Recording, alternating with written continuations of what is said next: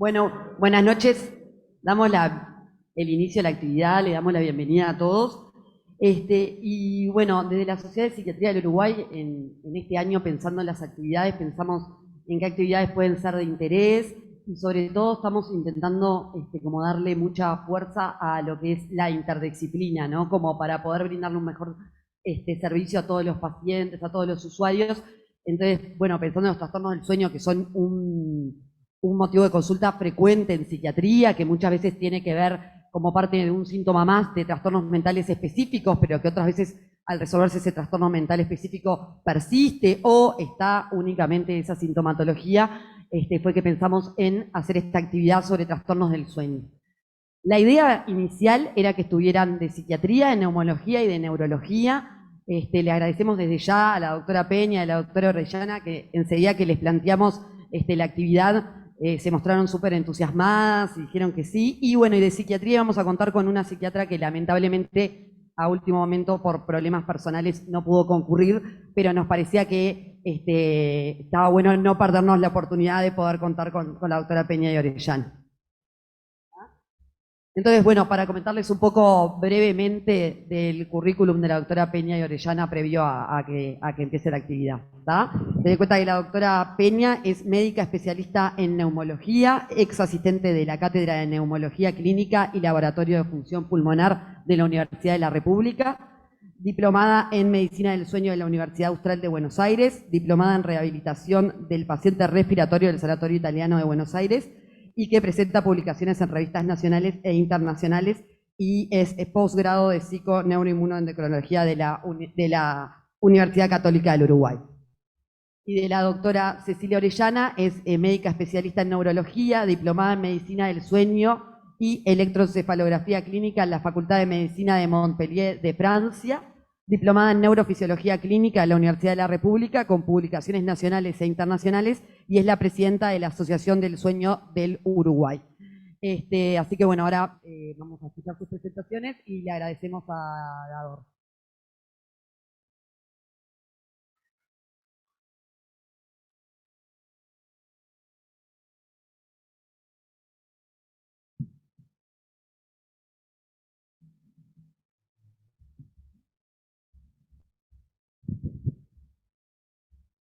Hola, buenas noches.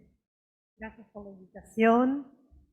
Para nosotros es un placer compartir con ustedes este tema que nos vincula a todos, ¿verdad? Que es el sueño. Realmente uno puede abordarlo desde distintas disciplinas. En realidad no es que puede, sino que debe abordar el tema del sueño desde distintas disciplinas. En esta presentación hoy voy a exponer sobre insomnio y comisa. Comisa, todos se quedarán pensando, ¿qué es Comisa? Bueno, es una entidad nueva, recientemente descrita, que asocia el insomnio con las apneas obstructivas del sueño. Esa es la gran novedad para la noche.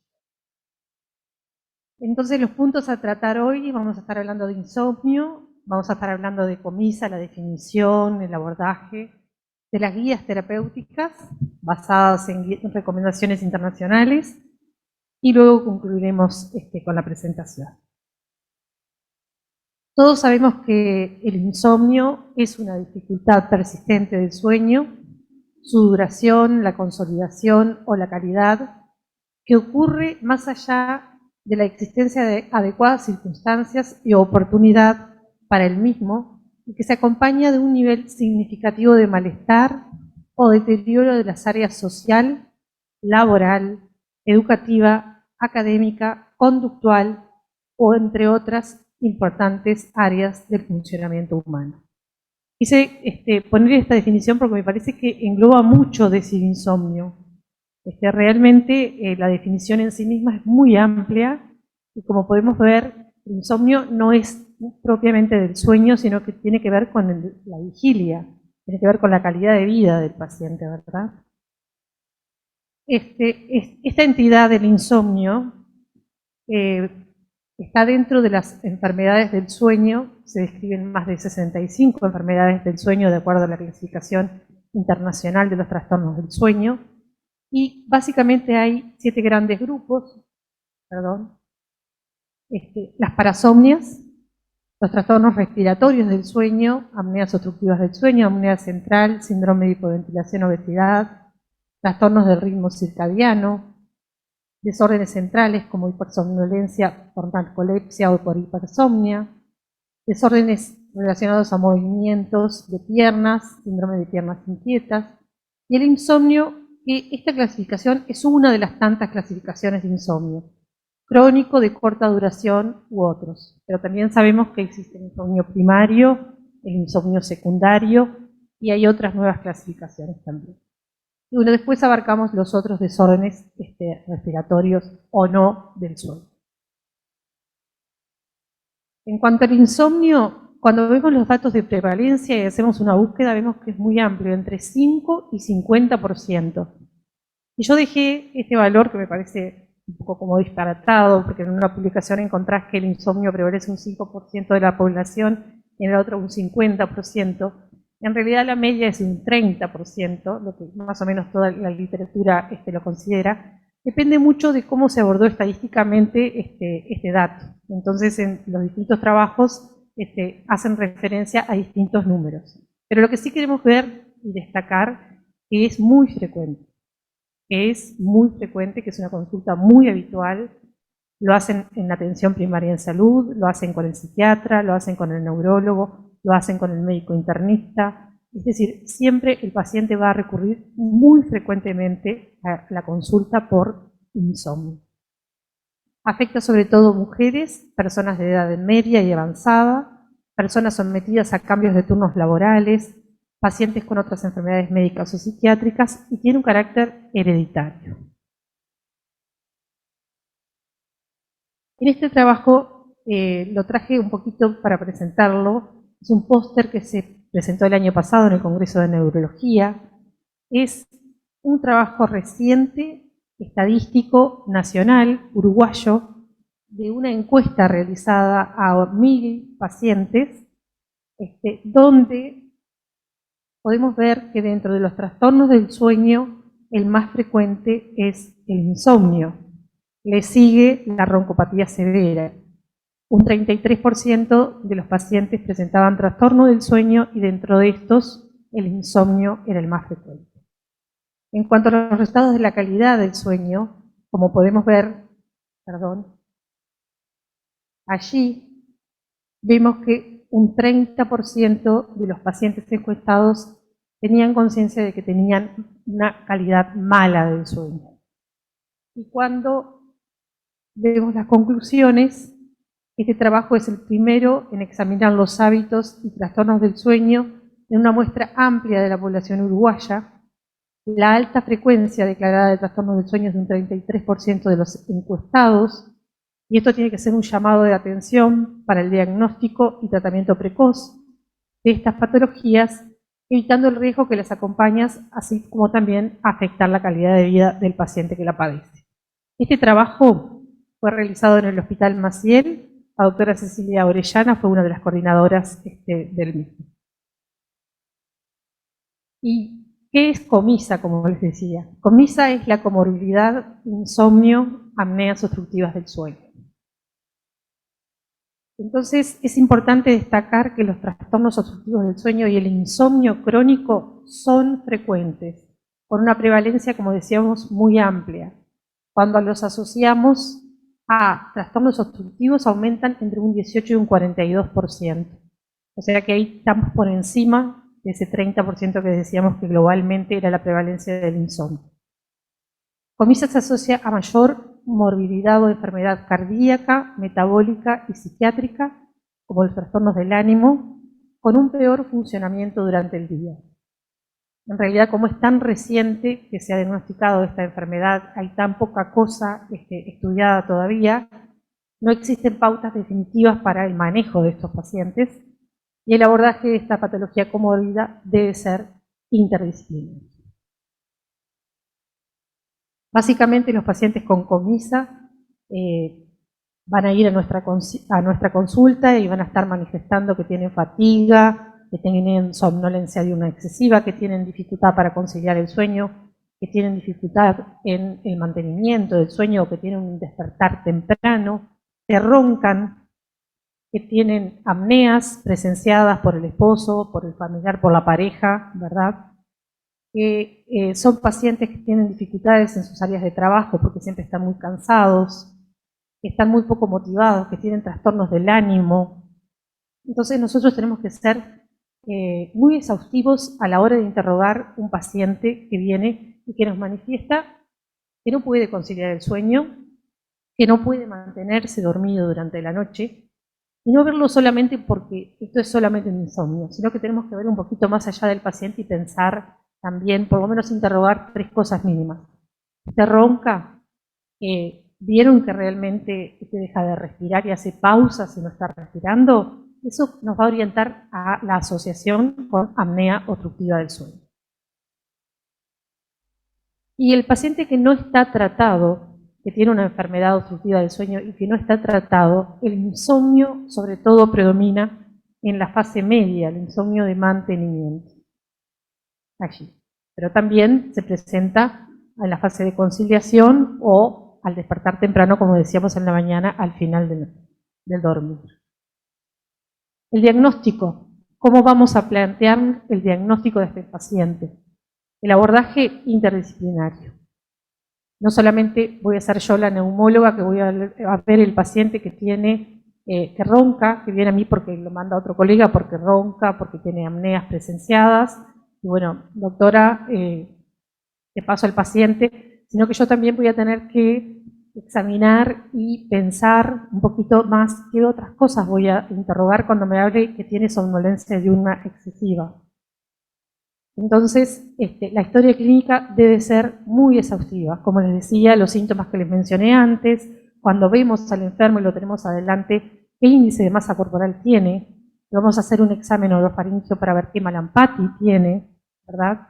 Cómo es el cuello del paciente, es ancho, es corto, qué tipo, o sea, tiene predisposición para tener una apnea del sueño también asociada, porque capaz que el insomnio del paciente es por la asociación de las enfermedades. Y como vamos a ver más adelante, se agrava mucho. Entonces, tenemos algunas escalas, como el índice de severidad del insomnio, el índice de calidad de sueño de Pittsburgh, la escala de somnolencia de Epworth, son muy conocidas, están disponibles en Google, es fácil de llegar a ellas, y nos ayudan mucho y nos orientan mucho con alto valor predictivo positivo para el diagnóstico de la enfermedad. El diario de sueño, ustedes ya deben estar acostumbrados a pedirle a un paciente que tiene insomnio, es muy útil, ¿verdad? Porque realmente siempre se sobreestima el insomnio. Entonces, cuando se aplica el diario de sueño, llevamos ajustado un poquito más a la realidad de ese insomnio. La actigrafía es una herramienta útil para clínica, para el diagnóstico de insomnio, sobre todo porque es un brazalete que se coloca en la mano del paciente y lo que sensa es el movimiento del paciente. Entonces uno puede más o menos predecir cuando está quieto, que está dormido, o cuando está en movimiento. Entonces eso queda grabado y uno puede decir, bueno, si realmente no se durmió hasta las 2 de la mañana, como dice el paciente. Porque a veces el paciente dice, no me duermo hasta las 2, pero en realidad se acuesta a las 12 y queda dormido y él lo percibe como mucho más grave. Y la polisomnografía nocturna es el método gold estándar para el diagnóstico del síndrome de apnea y hipopnea obstructiva del sueño. Tenemos otros estudios que son simplificados, que también nos ayudan mucho porque lo podemos hacer en el domicilio del paciente, ¿verdad?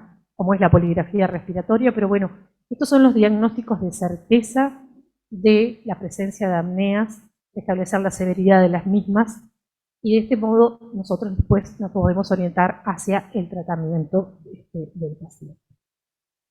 En el manejo clínico entonces del paciente con comista que se queja de insomnio, básicamente lo que decíamos, el interrogatorio, el diario de sueño, la actigrafía, los cuestionarios estos útiles que nos van a servir y nos van a orientar hacia el tratamiento, que básicamente está el tratamiento de insomnio. Tenemos algunos elementos que son, algunos tipos de tratamientos que son los tratamientos primarios, o sea, que tenemos que empezar por la terapia cognitivo-conductual de un paciente que tiene insomnio. Y luego ir a escalar un paso más si el paciente no responde a este tratamiento con hipnóticos. En el paciente que tiene síndrome de apnea y hipopnea obstructiva del sueño, el mismo paciente que tiene ambas cosas, también los elementos clínicos que mencionamos, los estudios que mencionamos, y el tratamiento también, el tratamiento fundamental para la apnea obstructiva del sueño es el CPAP, ¿verdad? La aplicación de presión positiva continua en la vía aérea que contrarresta esa resistencia aumentada en vía aérea, esa colapsibilidad que tenemos de la vía aérea y que nos va a determinar la presencia de apneas. Otros tratamientos, dispositivos de avance mandibular, estímulos de vía aérea superior y también en los casos más graves, la cirugía. O sea que los tratamientos, al inicio, estamos frente a un paciente, tenemos el diagnóstico de comorbilidad, síndrome de apnea obstructiva del sueño, insomnio, y vamos a pautar el tratamiento y vamos a tratar las dos cosas. Inicialmente con terapia cognitiva conductual, y si el paciente, la apnea del sueño es de grado moderado o severo, le vamos a colocar un dispositivo que es el CPAP. Esto está basado en todas las guías internacionales, europeas, la American College of Physicians, las españolas, las revistas de neuropsiquiatría también, la Sociedad Americana de Sueño. Es decir, en todos lados lo que vamos a encontrar es esto, que los pilares fundamentales del tratamiento de esta comorbilidad es el CPAP y la terapia cognitivo-conductual. Porque los pacientes tienen pobre adherencia al tratamiento con CPAP. Los pacientes que tienen insomnio asociado tienen muy pobre adherencia al tratamiento con CPAP. Eso también debe ser una alerta cuando, por ejemplo, a mí me pasa que viene el paciente y le diagnostico rápidamente el síndrome de apnea y hipopnea obstructiva del sueño y le pongo el CPAP, pero después no logro la adherencia y el paciente me dice, no, yo a la hora me lo saco porque me despierto. Entonces ahí tengo que entrar rápidamente a pensar que podemos tener un insomnio asociado y que hay que tratar el insomnio del paciente. Dentro de la terapia cognitiva conductual, eso lo manejan mejor ustedes que yo, que son del área de la psiquiatría, de la psicología, pautar la restricción del sueño. El sueño tiene que estar en la cama a las horas adecuadas y no un tiempo prolongado en cama, ¿verdad? El control de estímulos, no tener estímulos sonoros, ni auditivos, ni lumínicos en la habitación a la hora de dormir, la higiene del sueño, ¿verdad?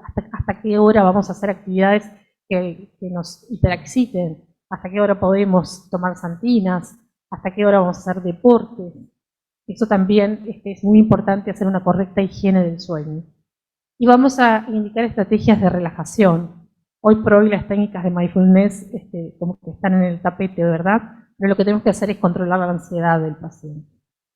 La modalidad de aplicación de estas terapias cognitivas conductuales, que serán un promedio de más o menos entre 4 y 8 semanas de tratamiento, puede ser personal, puede ser a través de telesalud o puede ser por vía digital. Y acá tenemos el paciente con su CPAP. Como decíamos, aplicamos ciclos de presión positiva continua en vía aérea. Claro, nosotros no nacimos con nada que nos cubra la cara, ni que usamos los lentes, como estoy viendo acá la doctora acá enfrente, y entonces te ponen los lentes y ya eso, o decir, uy, cuando tengo que empezar a usar los lentes. Imagínense lo que es dormir con algo que te sopla la cara, porque es la realidad, te sopla la vía aérea. Entonces, bueno, lleva su tiempo, hay que dedicarle tiempo para que el paciente tenga una buena adherencia al tratamiento. Hoy por hoy la tecnología nos ayuda un montón, porque las máscaras son espectaculares, porque los equipos son insonoros, porque son asonoros realmente. Todo eso hace que, bueno, sea más amigable. Pero de todos modos, cuando el paciente no logra, como yo les decía, una buena adherencia, pensemos en esta comorbilidad que es el insomnio asociado.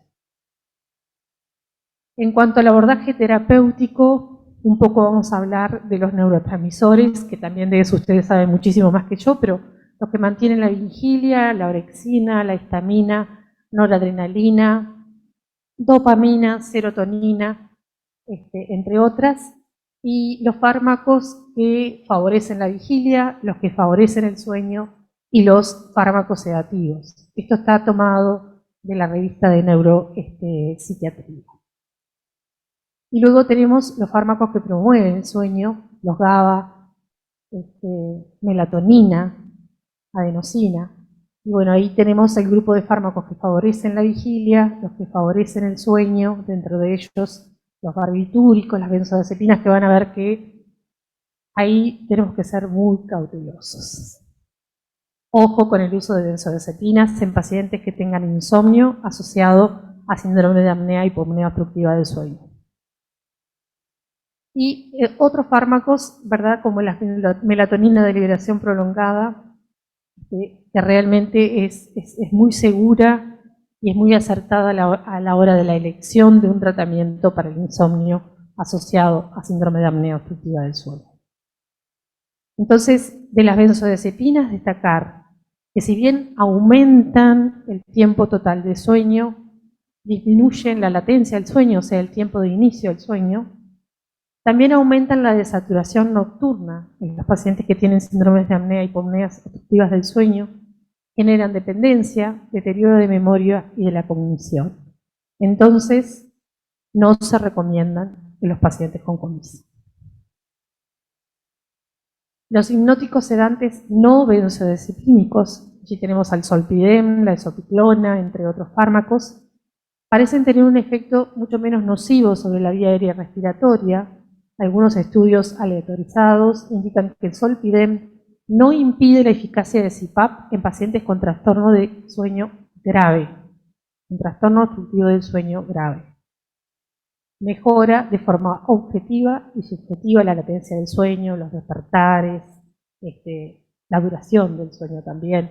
Entonces estas drogas serían como de elección en los pacientes cuando tenemos que decidir por una terapia farmacológica. Ya pasamos la etapa de la terapia cognitivo-conductual y ahora estamos abordando la terapia farmacológica para el insomnio.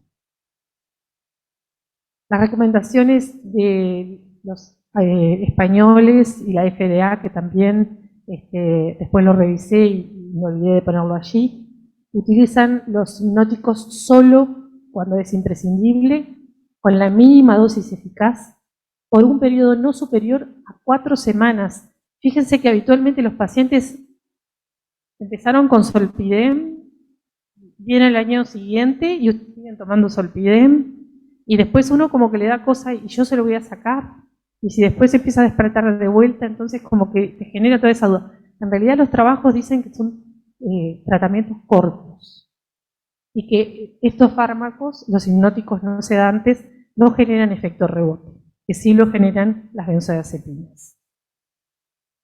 En especial hay que tener cautela entonces en los pacientes que tienen historia de abuso y de dependencia a otras sustancias que estamos agregando este tipo de psicofármacos.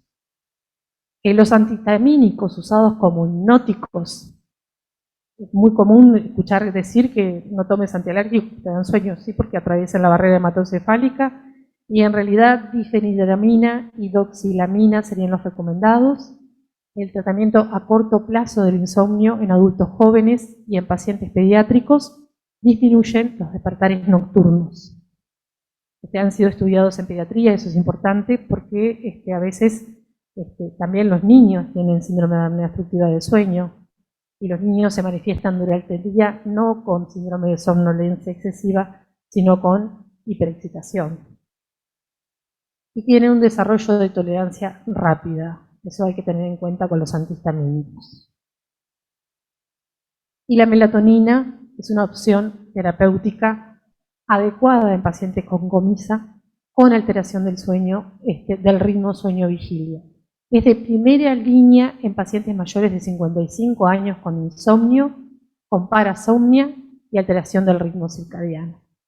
Creo que esta droga realmente hay que tenerla en cuenta, hay que tenerla muy presente porque estamos hablando de una neurohormona, estamos hablando de un fármaco que es completamente inocuo y que realmente puede cambiar la vida de una persona, ¿verdad? Porque estas enfermedades de las que hablamos tienen mucho impacto en la calidad de vida del sujeto que padece esta enfermedad. Mejoran el tiempo de latencia del sueño, la calidad del sueño, sin alterar la estructura que se acompaña de mejor calidad de vida y alerta diurna.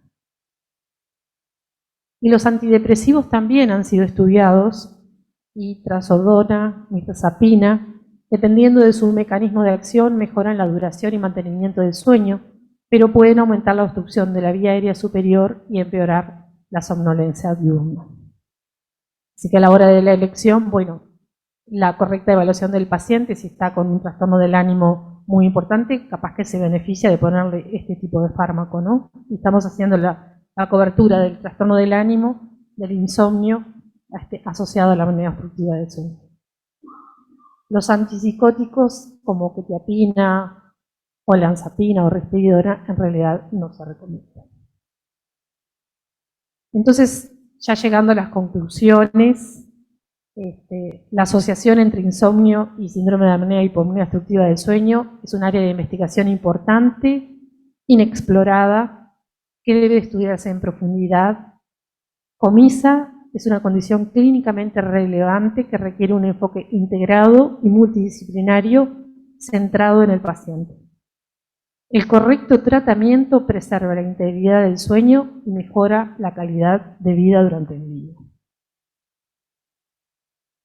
Y se recomienda buscar comorbilidades en pacientes con síndrome de apnea obstructiva del sueño cuando sus síntomas persisten, a pesar de que estamos con un tratamiento adecuado. Y estudiar pacientes con insomnio de mantenimiento que están tratados con terapia cognitivo-conductual o hipnóticos y no tienen una respuesta alterada, no tienen una respuesta esperada. Lo que debemos recordar, lo que nos tenemos que llevar hoy, es que el abordaje del paciente tiene que estar centrado en el paciente. Como vemos allí, básicamente, COMISA, ¿verdad?, tiene dos pilares fundamentales: la parte respiratoria y la parte psíquica. Y de allí un correcto interrogatorio, como decíamos, una buena historia clínica, un examen físico que nos oriente si tiene o no síndrome de apnea e hipopnea obstructiva del sueño, e indicamos CPAP, y si el paciente también tiene síntomas de insomnio, inmediatamente empezar con la terapia cognitivo-conductual y luego escalar en la necesidad de terapia farmacológica. Muchas gracias.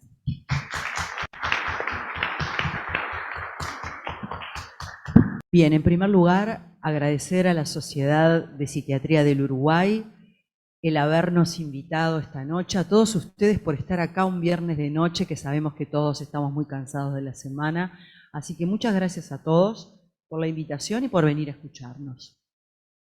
Bien, vamos a hablar de lo que sucede con el sueño en los trastornos neurocognitivos mayores, o en el trastorno neurocognitivo mayor, antes llamado demencia, y en los menores más brevemente. Bien, voy a tocar los siguientes temas. En primer lugar, la ontogenia del sueño, es decir, cómo se desarrolla el sueño a lo largo de la vida, sobre todo con un énfasis en la longevidad, los trastornos del sueño, como dijimos, en los deterioros cognitivos y los enfoques terapéuticos de estas patologías. El sueño es una función biológica indispensable para todo organismo vivo. No hay organismo viviente que no duerma o descanse. Esto se ha visto inclusive en pequeños animales que no tienen corteza cerebral o que tienen muy poquita. Por ejemplo, los invertebrados, las moscas, la famosa Drosophila melanogaster. Necesitan descansar, situarse en algún lugar y descansar. Se ha visto que si se la molesta y no se la deja descansar en el tiempo adecuado, mueren más rápidamente. Lo mismo pasa con las ratas, que hay algunos experimentos en los cuales no las dejan dormir y también se ve que se quedan sin pelo, envejecen rápidamente y mueren. O sea que en realidad estamos viendo en pequeños animales que es absolutamente indispensable el hecho de tener un periodo de sueño, que lo podemos registrar en mamíferos superiores donde hay corteza, para poder recuperarnos. Y ahora vamos a ver por qué. ¿Cómo caracterizamos el sueño? En primer lugar, por su estructura, en etapas REM y no REM, que vamos a ver ahora, por el patrón de sueño, que es la presencia en 24 horas de distintos eventos de sueño, y por su ritmo circadiano. Vamos a ver estas características y luego cómo se alteran en el trastorno neurocognitivo. La vigilia, que es lo que estamos viendo ahora en ese recuadro de colores, eso corresponde a lo que veríamos en un electroencefalograma de alguien despierto. en realidad el registro es de poca amplitud, es decir, un registro bajito que además tiene mucha frecuencia, hay muchas onditas por segundo. En ese sentido, el cerebro está alerta, como espero que ustedes estén ahora, que no los esté haciendo dormir con mi charla. Estamos mirando, estamos procesando y estamos atentos al ambiente. ¿Qué pasa cuando nos dormimos? Cambia no solo la estructura cerebral y lo que pasa con las ondas cerebrales, sino todo nuestro cuerpo. En realidad hay autores que dicen que todo nuestro organismo pasa por 3 circunstancias, por 3 formas fisiológicas durante la vida. Uno es la vigilia, que ya vimos. Otro es el sueño llamado no REM, que es el sueño más frecuente cuando dormimos. El sueño no REM abarca aproximadamente un 75% de la noche de sueño y se divide, como ven, en 3 etapas, N1, N2 y N3, en la cual básicamente lo que le pasa a las neuronas es que empiezan a sincronizarse entre ellas. Es decir, cada vez tratan de funcionar al unísono, por lo menos en lo que podemos ver y en algunos sectores cerebrales, y sobre todo en la corteza, y en este sentido esto genera un cambio conformacional de la sinapsis y de las neuronas que permite que se recuperen, como vamos a ver ahora en otra diapositiva. Y luego tenemos el famoso sueño REM, que durante el principio, a mediados del siglo XX, fue sumamente famoso, porque se consideraba que tenía una gran implicancia en algunas circunstancias, tanto psiquiátricas como neurológicas. Básicamente el sueño REM se llama así porque hay movimientos de los ojos durante el sueño REM que se llaman movimientos oculares rápidos, ocupa un 25% en un sujeto normal, siempre hablamos de un adulto normal, ¿sí? Y es otra de las importantes etapas de sueño en la cual hay un cambio conformacional del organismo. No solamente lo que ocurre con los movimientos oculares, y con una actividad cerebral, como ven, de baja amplitud y bastante alta frecuencia. Se parece un poco al estadio N1 o un poco a la vigilia. Entonces, otra vez como que de alguna manera nuestro cerebro entra en atención. Pero lo que es interesante es que esa atención, en lugar de estar volcada al exterior, como ocurre durante la vigilia, está volcada hacia adentro. Durante el REM lo que hacemos es procesar un montón de circunstancias de la vida, consolidamos la memoria y reprocesamos imágenes. Entonces, todas las etapas del sueño, porque también se consolida durante el sueño no REM, son muy importantes para mantener la homeostasis del cerebro, para mantenernos saludables y también para mantener otras funciones dentro del organismo, porque todo cambia, tanto el sistema cardiovascular, el respiratorio y demás sistemas, gastrointestinal, los riñones. Entonces tenemos un cambio conformacional del sueño completo en el organismo. Como decía, ¿cómo evoluciona el sueño a lo largo de la vida? Y acá nos acercamos al tema que era sobre todo el tema de la longevidad. Básicamente el sueño ocupa cada vez menos tiempo a medida que pasa nuestra vida. Cuando nacemos, los neonatos tienen mucha cantidad de sueños, sobre todo el que se llama sueño paradójico, que es el REM. Los franceses le pusieron sueño paradójico, paradojal, porque se parecía, como vimos las ondas, a la de la vigilia. Entonces, de ahí viene su nombre. Básicamente hay mucho sueño paradojal al principio de la vida, cuando somos neonatos, son niños pequeños. También hay mucho sueño lento, o sea, sueño no REM en las 3 etapas. Y la vigilia es menor. Y luego comenzamos a tener, a medida que pasa el tiempo, cada vez más periodos de vigilia y la cantidad de sueño disminuye, aunque en esta parece haber una pendiente más grande, en realidad no disminuye tanto, sobre todo en el adulto longevo, ya adulto mayor o geriátrico. Se considera ahora, dado que todos tenemos una prolongación importante de la vida que puede llegar a ser un poco peyorativo, entonces ahora se llaman los longevos. Los longevos sanos en realidad tienen una duración de sueño casi parecida a la de un adulto, pero no todos, como siempre hay una variabilidad interindividual importante. ¿Qué pasa con los patrones de sueño? Es decir, ¿cómo organizamos el sueño en las 24 horas? Aquí tenemos lo que pasa con el neonato, tiene un sueño que llamamos como un patrón polifásico. ¿Qué significa esto? Que tiene varios periodos durante el día en los cuales duerme. El niño duerme, se despierta, come un poco, se vuelve a dormir, y eso pasa durante el periodo de neonato. A medida que el niño crece, el sueño se vuelve bi o trifásico, que es, tiene una gran zona de sueño en la noche, pero luego hace siestas durante el día. A partir de los 4 o 5 años, hacer dormir a un niño es prácticamente imposible, porque en realidad su ciclo de sueño, su patrón de sueño comienza a cambiar, y entonces solamente tienen su ciclo más parecido al monofásico del adulto. Solo duermen de noche. Y el adulto obviamente duerme de noche, por supuesto se pueden hacer siestas y demás, pero estamos hablando del patrón normal general, ¿no? pasa con el adulto mayor o el longevo? Que comienza a redistribuir sus periodos de sueño de forma tal que, dependiendo un poco de sus características individuales, puede dormir en la noche, pero también puede dormir en el día, y esta redistribución ocurre debido a la senescencia cerebral y en los pacientes que tienen deterioro cognitivo, debido a los trastornos cognitivos directamente, una alteración dentro del cerebro que impide que se mantenga el ritmo circadiano y la organización de patrones a lo largo del día y de la noche con el tema del sueño. Así que una redistribución nuevamente cuando se es adulto mayor. Un tema muy interesante de la medicina del sueño es la cronobiología, es decir, cómo organizamos estos ciclos de sueño, cómo los organiza nuestro cerebro. Básicamente, probablemente ustedes hayan escuchado hablar muchas veces de que tenemos un oscilador central que le llamamos habitualmente reloj biológico.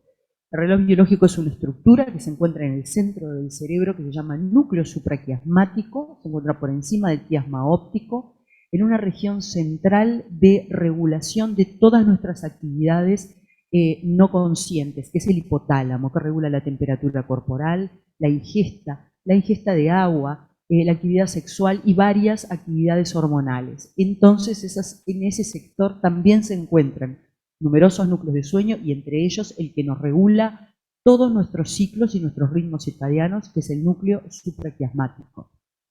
¿Qué pasa con el núcleo supraquiasmático en la persona? O sea, ¿cómo funciona en el adulto normal, en el niño, en fin, cómo funciona? Antes de que lleguemos a ser longevos.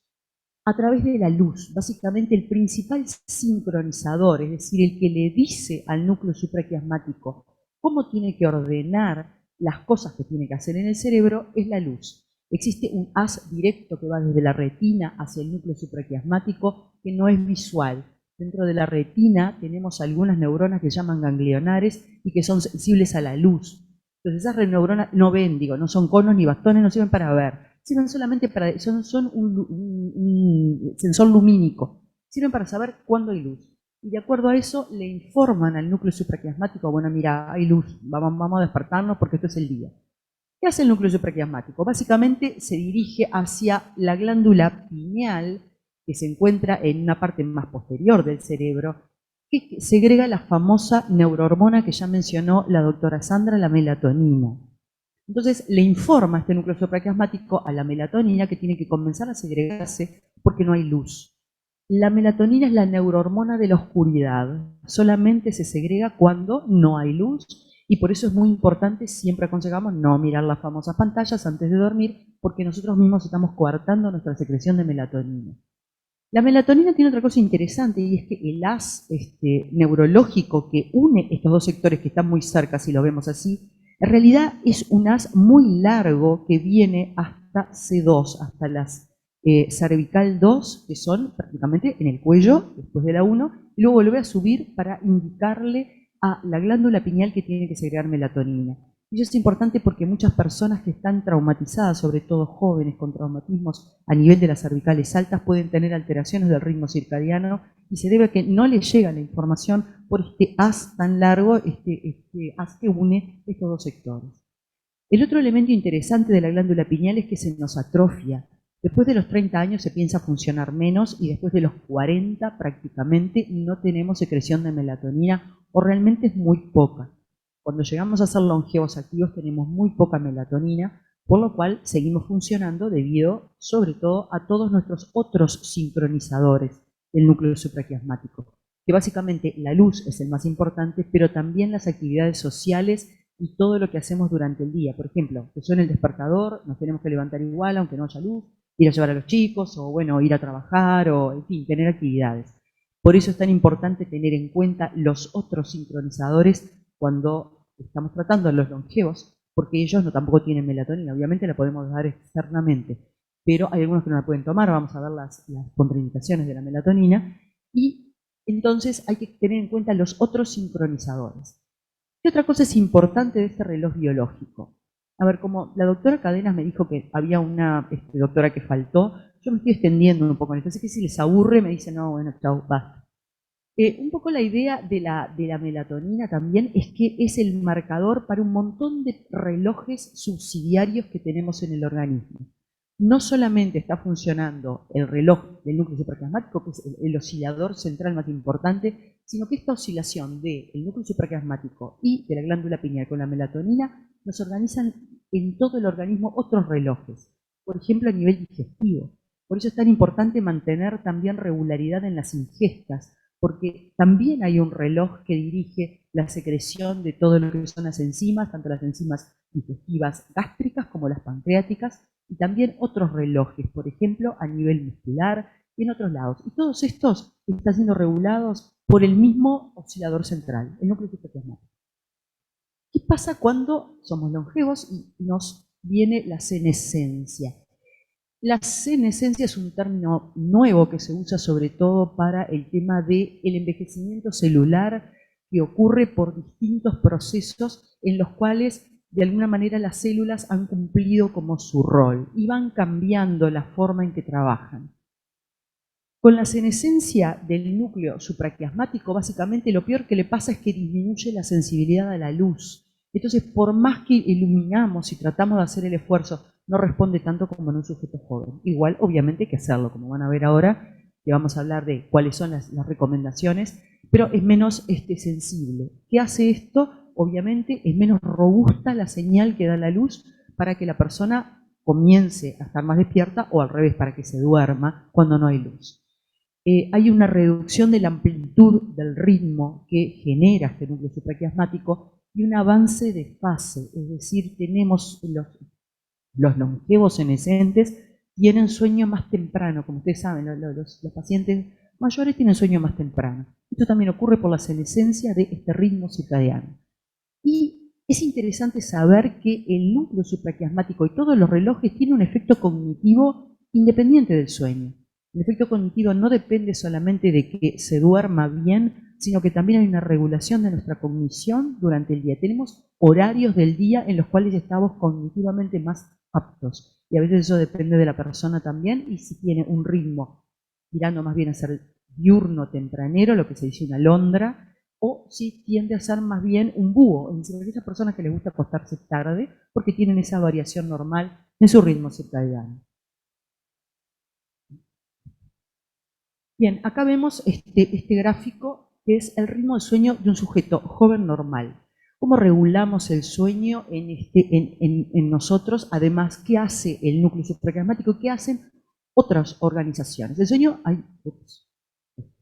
sueño básicamente se regula a través de dos procesos. Uno ya lo vimos, el proceso C o proceso circadiano. Este es el núcleo supraquiasmático que cuando no hay luz no está, digamos, estimula el sueño. Y cuando hay luz, lo que estimula es la vigilia, ¿sí? Es la rayita negra. Ese es un ritmo que oscila, como dijimos, es un oscilador central, y lo que vemos acá con la rayita negra es la actividad del núcleo supraquiasmático. ¿Qué otra cosa sucede con nuestro cerebro durante el día? Básicamente lo que sucede es que nos levantamos, si dormimos bien de noche, nos levantamos muy frescos de mañana, pero a medida que vamos trabajando, teniendo impresiones visuales, auditivas, nuestro cerebro trabaja, comienza a generar neurotransmisores y desechos de los neurotransmisores, entre los cuales el más importante es la adenosina. La adenosina es el neurotransmisor somnógeno más potente que tiene el cerebro, en realidad, y se produce a medida que nosotros usamos nuestro cerebro, cuando estamos atentos, cuando vamos de un lado a otro, cuando planificamos.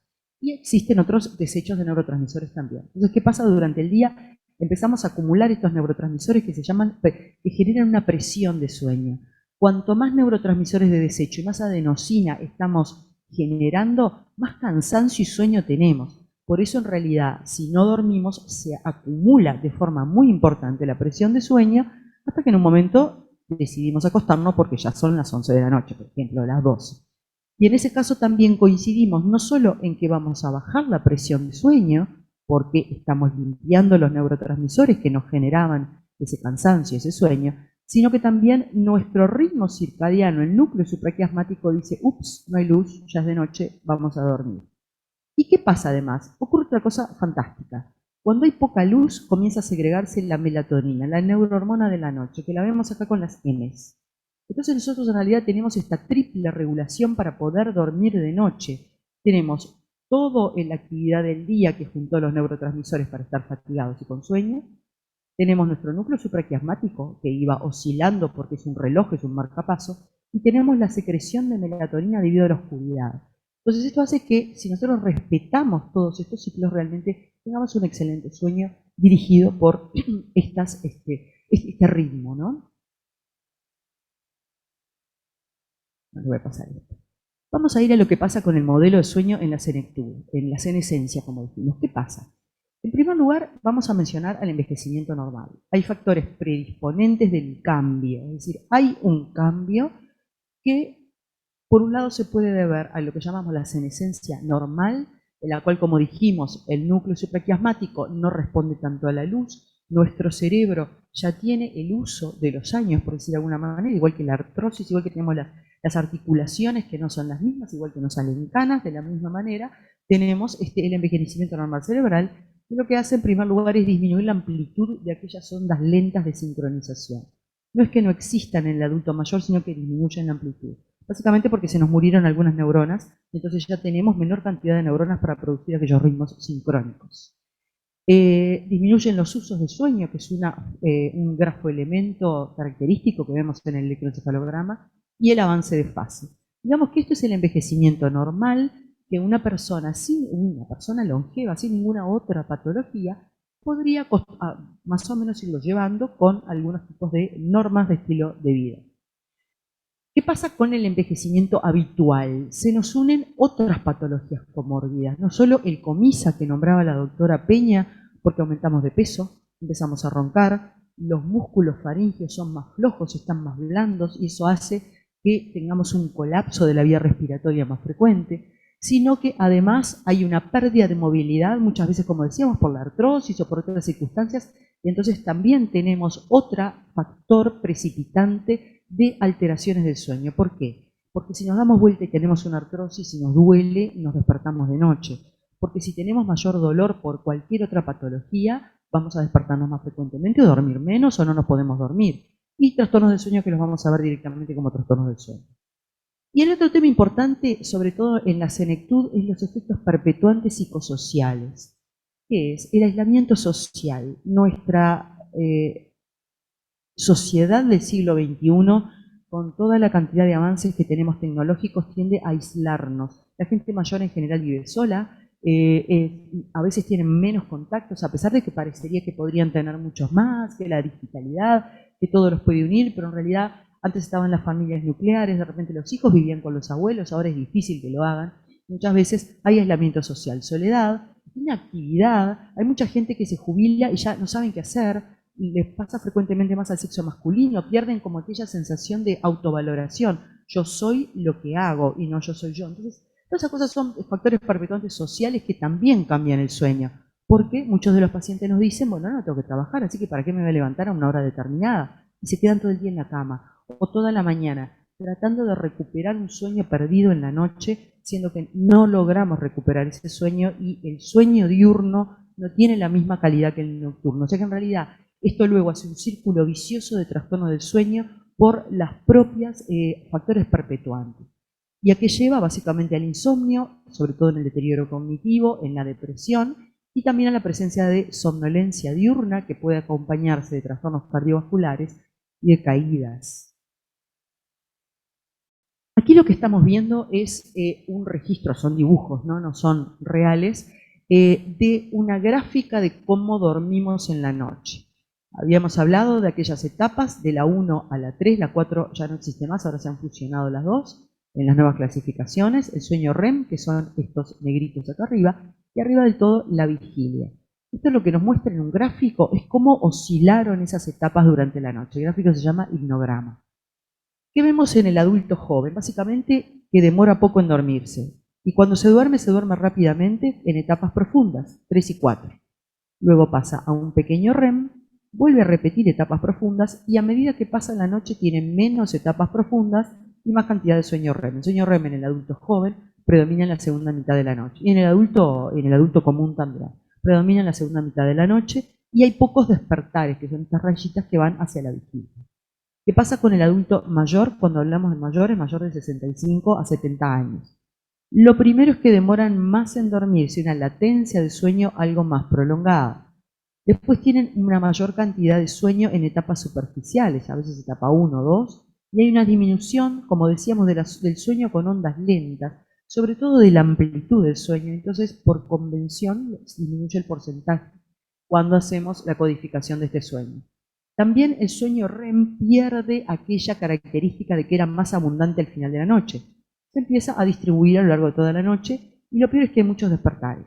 ¿Por qué es esto? Porque, como dijimos, aquel núcleo supraquiasmático que obligaba o que le daba la nota a todos para mantener el momento en que tenían que hacer, ya funciona menos y hay más tendencia, debido también a las patologías comórbidas, a tener una mayor cantidad de vigilia dentro del sueño. Las alteraciones del ritmo circadiano también son importantes. Hay personas que se acuestan muy temprano a medida que pasa la edad, solo porque su ritmo está antes, sino que a veces te dicen, y yo no tengo nada que hacer, doctora, ¿qué hago? Me acuesto. Se acuestan a las 8 de la noche y después quieren dormir hasta las 9 o 10 del otro día, 12 horas en la cama. Lo primero es explicarle a la gente de cómo es eso. Bueno, si uno tiene un avance de sueño y quiere, de fase de sueño y quiere dormir más temprano porque se siente mejor, tiene que saber que se va a despertar a las 4 de la mañana. Y no es que tenga un insomnio, es que ya cumplieron las horas del sueño necesarias. Es importante saberlo, sobre todo para orientar al paciente y para bajar el abuso de fármacos y que el paciente entienda su propio ritmo, ¿sí? Y hay una disminución en el senescente también del tiempo total de sueño, en la noche. Después, en algunos casos, pueden dormir la misma cantidad, pero el sueño se desplaza a siestas diurnas por dos motivos. Primero, por la inactividad. No tengo nada que hacer, es invierno, tengo frío, me acuesto. Eso es lo primero. Lo segundo es porque hay gente que como que vive en la cama, comen en la cama, entonces se mudan a la cama. Yo ya le digo a la paciente, pero ¿usted se mudó a la cama? Se llevan la comida, se llevan el teléfono. No, yo me levanto un poquito, y más en invierno, y más las señoras. Entonces, todo ese tipo digamos, de cosas que suceden hace que el sueño se fragmente, sea menor la cantidad en la noche y mayor la cantidad, o bueno, tengan muchos episodios de siestas. Este trabajo se los traigo porque es muy interesante. Fue realizado por brasileros con una persona que es digamos, un investigador de hace muchísimos años, de muchísimos años, que es el doctor Sergio Tufik, que tiene un laboratorio enorme en Sao Paulo, es realmente de América Latina uno de los investigadores más importantes. Él lo que hizo era ver a los humanos longevos, pero longevos mayores de 85 años, o sea, realmente longevos, que estaban en buena situación, y él lo que descubrió es que los patrones regulares de sueño, es decir, mantener la duración del sueño REM y mantener un ritmo circadiano robusto por no estimularse demasiado durante la noche o por mantener una higiene del sueño adecuada, hacía que esos pacientes estuvieran cognitivamente mucho mejor que otros pacientes que en realidad no mantenían una higiene del sueño, o sea, su ritmo circadiano era peor o fragmentaba mucho más su sueño.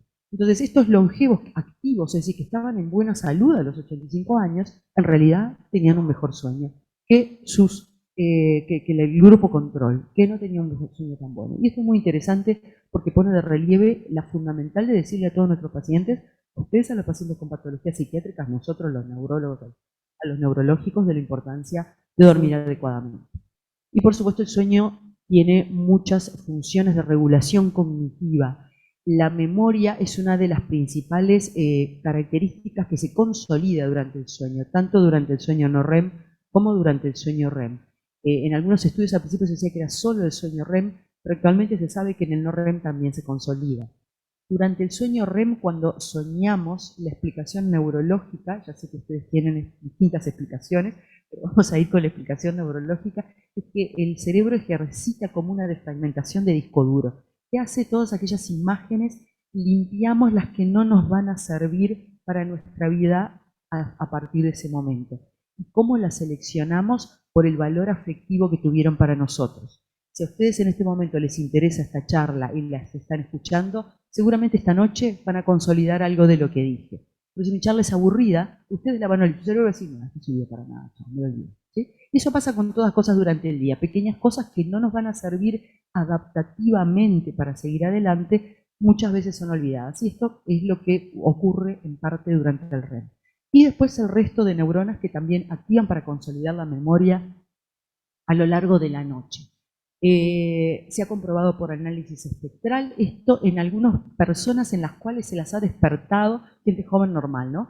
se las despierta y ven cómo funcionan con muchos despertares en test cognitivos rápidos o test de atención y cómo funcionan si duermen bien en la noche, y se ve que se consolida mucho más en aquellos que no se despertaron, que tuvieron un sueño adecuado, ¿sí? Se mejoran las conexiones sinápticas interneuronales y hace 5 años se descubrió algo muy interesante que de repente ustedes lo escucharon nombrar, que es la activación del sistema linfático con G. Todos sabemos que tenemos en el organismo un sistema linfático que nos lleva la linfa a todos lados, pero el cerebro teóricamente no tenía sistema linfático, no tiene linfáticos, ¿no? Y bueno, no había ninguna actividad por ese lado, pero hace 5 años se descubrió que hay un sistema linfático que se llama, que en realidad ocurre por un cambio conformacional de las neuronas y de la sinapsis, que se hace cuando se consolida la memoria y cuando dormimos. ¿Qué pasa? Este cambio conformacional deja un espacio entre las neuronas que permite que un ultrafiltrado que viene desde la parte arterial hacia lo venoso arrastre todas aquellas cosas de desecho que produjimos durante la vigilia. Sobre todo, y este es importante también para todos nosotros, el beta-amiloide, que está implicado, como saben, en la enfermedad de Alzheimer, a pesar de que no sea la única sustancia. Sabemos ahora que el beta-amiloide no es la única sustancia implicada en la generación de una enfermedad de Alzheimer, pero sí que la purificación de todas estas sustancias ocurre en la noche como actividad del sistema linfático limpiando todos aquellos neurotransmisores. Por lo cual, otra vez, la importancia de dormir bien para tener unas adecuadas funciones cognitivas. Bien, esto fue un poco un pantallazo de lo que es el sueño normal y cómo se degenera, cómo cambia cuando somos senescentes. Y ahora vamos a ver las patologías del sueño en los trastornos neurocognitivos. Y acá viene lo interesante de la interrelación entre la neurología y la psiquiatría, que como ustedes saben éramos una sola especialidad a principios del siglo pasado, del siglo XIX, y que luego empezamos cada uno a tener una especialidad, pero notoriamente yo siempre lo entiendo como que ustedes, psiquiatras, son el software, es decir, el programa que está funcionando, y nosotros los neurólogos somos el hardware.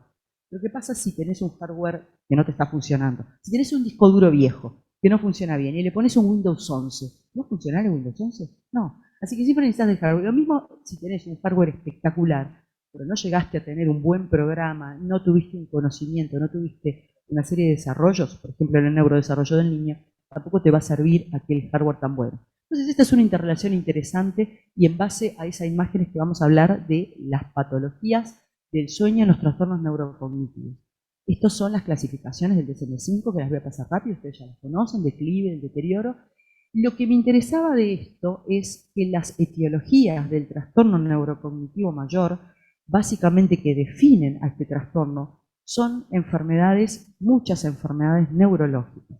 La cabeza, la enfermedad de Alzheimer, la degeneración del lóbulo frontotemporal, la enfermedad de cuerpos de Lewy, todo lo que es el deterioro por enfermedad vascular, que como saben es uno de los más frecuentes en este momento, los traumatismos encefalocraneanos tan frecuentes en gente joven, en los que andan en las motos y sufren siniestros viales, el VIH, las enfermedades priónicas, todos estos trastornos que se acompañan de trastorno neurocognitivo mayor o menor, leve o más severo, también tienen trastornos del sueño, de los cuales algunos son específicos en la enfermedad, y por eso es que vamos a ver algunos de ellos.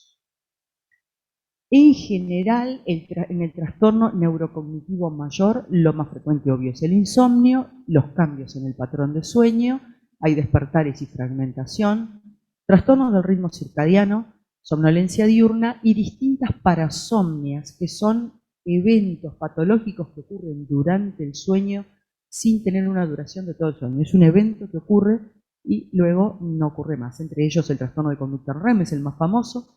El trastorno crepuscular no es un trastorno propiamente dicho, no está codificado por el DSM-5 ni tampoco por la Clasificación Internacional del Sueño.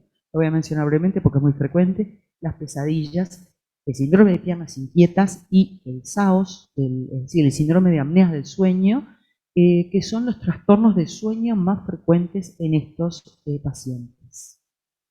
¿Qué decir del insomnio? Bueno, ustedes lo conocen también como yo, ¿verdad? Básicamente ya la doctora Peña se refirió a esto. Me parece interesante que es una queja subjetiva. Hay una insatisfacción personal por la calidad o la duración del sueño. ¿Qué significa esto? La doctora lo mencionó, hay pacientes que dicen que no duermen nunca. Yo tengo pacientes que me dicen, yo hace O sea, nada, no duermo nada. ¿Qué pasa con esos pacientes? Tienen lo que se llama un insomnio paradojal, que no se asocia siempre a trastorno neurocognitivo mayor. Yo acá estoy un poco agregándoles otras características del sueño que no necesariamente están en los dementes, ¿no? El problema es que no siempre el cerebro es muy preciso para darse cuenta de cuándo duerme. Y les voy a dar un ejemplo que lo van a entender inmediatamente. Si ustedes están una noche cansados mirando Netflix, en una serie que les encanta, de golpe tienen sueños y empiezan a quedar dormidos. ¿Cuándo se dan cuenta que se quedaron dormidos? Cuando se despiertan y dicen, uy, ¿esto qué pasó? Y esto está con esto y yo no entendí nada y cuándo es, y vuelven para atrás. Pero el momento que ustedes se quedaron dormidos, ese segundo en el cual cambiamos de la vigilia a la N1 o al N2, realmente no somos muy precisos en darnos cuenta. Y hay cerebros que se tienen tan fragmentado el sueño, se despiertan tantas veces, que en realidad piensan que están siempre despiertos y no es así, están durmiendo. Pero bueno, esta es la clasificación entonces de la insatisfacción por la cantidad o calidad del sueño, con las dificultades que ya sabemos para iniciar o mantener el sueño, con disminución de la calidad, con despertares precoces que se asocian de forma no patognomónica, pero muy frecuente a la depresión, ¿verdad? La depresión está muchas veces asociada a despertares precoces y provoca repercusión diurna. Esto es un registro gráfico de sueño comparando en el A un adulto joven y en el B un adulto mayor. Básicamente un actígrafo es como un Fitbit, es una especie de reloj que se lleva en la muñeca durante 15 días o durante una semana, según el estudio que se quiera hacer, y tiene, además de sensores en 3 direcciones, que son acelerómetros, o sea, cuando movemos los brazos así, ellos saben si nos movimos así, así, y con eso hacen un algoritmo para ver el movimiento, sino que también tienen sensores de luz, entonces saben cuándo apagamos la luz, y sensores de temperatura tienen algunos, depende del tipo de actígrafo. Básicamente lo que queremos saber es, no solo con la polisomnografía, que me da la información de una noche, y aparte es incómodo, hay que estar pegado con todos los electrodos, sino que lo que sé es qué hizo esa persona durante 15 días en el día y la noche. Las liñitas negras es cuando el actígrafo no se movió, o sea que la persona estaba durmiendo, y todo lo blanco cuando está despierto. Fíjense lo que pasa con el adulto joven. Básicamente se duerme un poco más tarde, a veces más temprano, pero en general más tarde, y duerme toda la noche. La línea negra es sólida. ¿Qué significa? No se movió, o se movió muy poquito, está durmiendo toda la noche. Fíjense lo que pasa con el adulto mayor acá abajo. Primero, se duerme bastante más temprano. El adulto joven empieza su sueño por acá atrás y el adulto mayor está tempranito en la cama. ¿Qué pasa? La línea, en lugar de ser continua hasta la otra mañana, como ven, tiene unos huequitos blancos, lo cual significa que ese paciente se despertó y empezó a mover el brazo. De repente se levantó a orinar. De repente se despertó y se sentó en la cama. Algo hizo, no sabemos qué, pero sí fragmenta su sueño. Esto es lo que famoso decimos fragmentación del sueño. Se despierta y se mueve. Esto es muchísimo más frecuente, como ven, en los pacientes adultos mayores que en el joven. Y esto de acá corresponde a las siestas. Acá el paciente se despertó bastante temprano, ¿no? Dicen que el adulto mayor dormía un poco más. Él se despertó bastante temprano, se quedó despierto, pero después durmió siesta en algún momento, ¿sí? Entonces eso también nos cuenta sobre la fragmentación a lo largo del día, los despertares nocturnos, la somnolencia diurna y el trastorno del ritmo circadiano. Todo eso lo podemos sacar como conclusión mirando el registro actigráfico. ¿Qué otras patologías se pueden presentar en el adulto mayor y en el paciente con trastorno neurocognitivo mayor? Una enfermedad que es sumamente frecuente en todas las personas, en todos los longevos, pero que en el trastorno neurocognitivo predomina por el tema farmacológico. Que viene a ser secundario los fármacos que se usan, que es lo que se llamaba antes el síndrome de las piernas inquietas. Actualmente tiene el siguiente nombre, enfermedad de Willis-Ekbom. Y básicamente esta enfermedad se expresa por una necesidad imperiosa y urgente de mover las piernas con un ritmo circadiano. Esto habitualmente, sobre todo al inicio de la enfermedad, se presenta de noche o de tardecita. Empieza de tarde y de repente cuando el paciente se va a acostar, sobre todo en aquellas señoras o personas que se acuestan muy temprano y quedan horas mirando la tele quietitas en la cama, de repente no pueden empezar a dormir porque tienen parestesias, unas sensaciones raras. Nunca es un dolor ni un calambre, no es una polineuropatía. Es una sensación rara en la pierna de que la quieren mover. Si intentan dejarlas quietas no pueden, la pierna se les mueve, se quieren mover las piernas. Y después de que las mueven, esa sensación disminuye. Pero ¿qué pasa? Cuando es muy grave, esta persona se levanta a caminar, porque no puede aliviar la sensación. Muchos no saben explicarlo bien, yo no me puedo dormir porque tengo algo, me doy vuelta en la cama, y cuando uno empieza a indagar qué les pasa, llega a que en realidad tienen que mover las piernas. Pero a veces tienen que moverla tanto rato, en realidad no se duermen rápidamente, o si se despiertan, vuelve a aparecer este síndrome de las piernas inquietas, ¿sí? Siempre cuando la enfermedad inicia con ese ritmo circadiano en la noche. Si es muy grave, después se vuelve durante el día y pierde un poco esa ritmicidad circadiana. Pero en general, en el adulto con trastorno neurocognitivo puede ser idiopático, es decir, sin causa, pero habitualmente se unen a otras patologías y a otras circunstancias. Por ejemplo, insuficiencia renal que puede tener estos pacientes, hipoferritinemia, hierro bajo, por ejemplo, circunstancias, fármacos. Yo les diría que mi experiencia clínica en el paciente adulto mayor, en el senescente, en los trastornos cognitivos mayores, lo más frecuente es los fármacos porque los neurolépticos dan mucho trastorno de las piernas inquietas. Y pueden agregarse otras neurosis, o, en fin, como ansiedad o depresión de distintos grados en este trastorno neurocognitivo y, por lo tanto, agravar o presentar o asociarse al síndrome de las piernas inquietas. Ya hablamos de las apneas del sueño, que habló la doctora Peña, no voy a dirigirme a esto. Y les voy a hablar sí, de algo interesante que nos llega tanto a ustedes psiquiatras como a nosotros neurólogos, que es una parasomnia especial. Esta parasomnia ocurre durante el sueño REM y se llama trastorno conductual del REM. Es una parasomnia de descripción relativamente reciente, es decir, se habrá descrito alrededor de los años 1980, porque es algo que todavía aparecen cosas de estudio. ¿Y qué le pasa al paciente con trastorno conductual del REM? Está reconocido tanto por el DSM-5 como por la Clasificación Internacional de Trastornos del Sueño. Básicamente son hombres, es más frecuente en hombres, están durmiendo correctamente con su señora y de golpe esas personas presentan un ensueño, una actividad onírica en la cual característicamente están enfrentados a un peligro. Siempre cuentan lo mismo, no el mismo sueño, pero sí características agresivas, o están huyendo de un peligro, o alguien está atacando a un familiar, o tienen que correr, o algo por el estilo, y actúan sus ensueños. Esto significa se ponen a patear, se ponen a golpear y en algunos casos se tiran de la cama. No salen caminando como un sonámbulo. Esa es una característica de diagnóstico diferencial. Simplemente algunos se tiran de la cama y otros lo que hacen es patear, gritar, algunos gritan y sobre todo si duermen con la señora le dan golpes a la señora. O sea que ellos pueden estar, muchos se rompen las manos porque hacen así para atrás y le dan a la pared, otros golpean a la señora y están totalmente dormidos, ¿sí? ¿Por qué ocurre esto? Por la atonía durante el REM, es decir, sí, es difícil, inclusive en Estados Unidos hay abogados, hay una rama de la abogacía directamente dedicada a los trastornos del sueño con características médico-legales, ¿no? Pues gente que ha ahorcado a la señora durante, después es un trastorno contra el REM, ¿no es? Es un poco complicado. Sí. Esto, además de provocarle lesiones al paciente, les voy a contar una historia personal. Yo una vez atendí a un paciente que vino y me dijo, bueno, yo tengo estos movimientos durante el sueño y venía con un globo así frontal, en la cabeza, un hematoma. ¿Y qué le había pasado? El señor soñaba que estaba en un barco que se quemaba, entonces para huir del fuego se tiró al agua, pero al tirarse al agua vio el frontal contra la mesa de luz que tenía un ángulo y le erró a la órbita, al globo del ojo por centímetros. O sea, ese señor podría haber perdido el ojo. Realmente en algunos casos hay heridas importantes de las personas que lo sufren. Antiguamente, cuando no se conocía el síndrome, la gente se ataba. Había hombres, inclusive hay fotos en los libros antiguos, que se ataban a la cama para no golpear, para no hacer cosas. Y otros son las señoras también que tienen al lado que los pueden golpear. Desde el punto de vista psiquiátrico, ahora les hablo a ustedes, esta gente no tiene trastornos psiquiátricos, ¿sí? No lo tienen a menos que ya tengan un trastorno neurocognitivo mayor.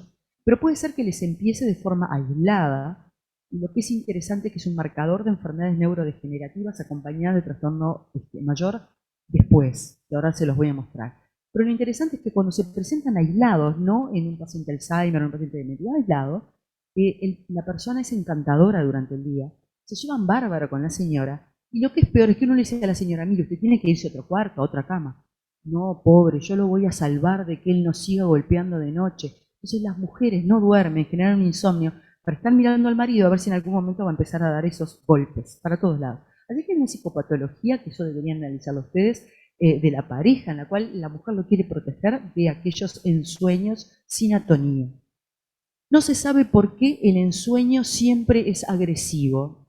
Por ahora no hay ninguna razón, porque les vuelvo a repetir, cuando se presenta de forma aislada, esta gente no tiene psicopatología, ni tiene ninguna agresividad, ni ningún tipo de trastorno, ni están deprimidos, ni tienen nada. O sea, no es que sea una expresión de algo, no. Pero en realidad no se sabe por qué, y siempre hay ese tipo de ensueños, o que corren o que tienen algo que a veces ahorcan, los que han ahorcado a las mujeres porque sueñan que están ahorcando al ladrón que se va a hacer algo a ellos. Entonces realmente es una patología interesante entre lo neurológico y lo psiquiátrico, con esta expresión física que puede llegar a ser, digamos, peligrosa, ¿no?, para quienes están. La frecuencia no es muy grande, es menos de un 0,5-0,8%, pero les quiero mostrar este trabajo muy interesante en España, una de las del CLINIC, una de las clínicas más importantes de sueño en Barcelona.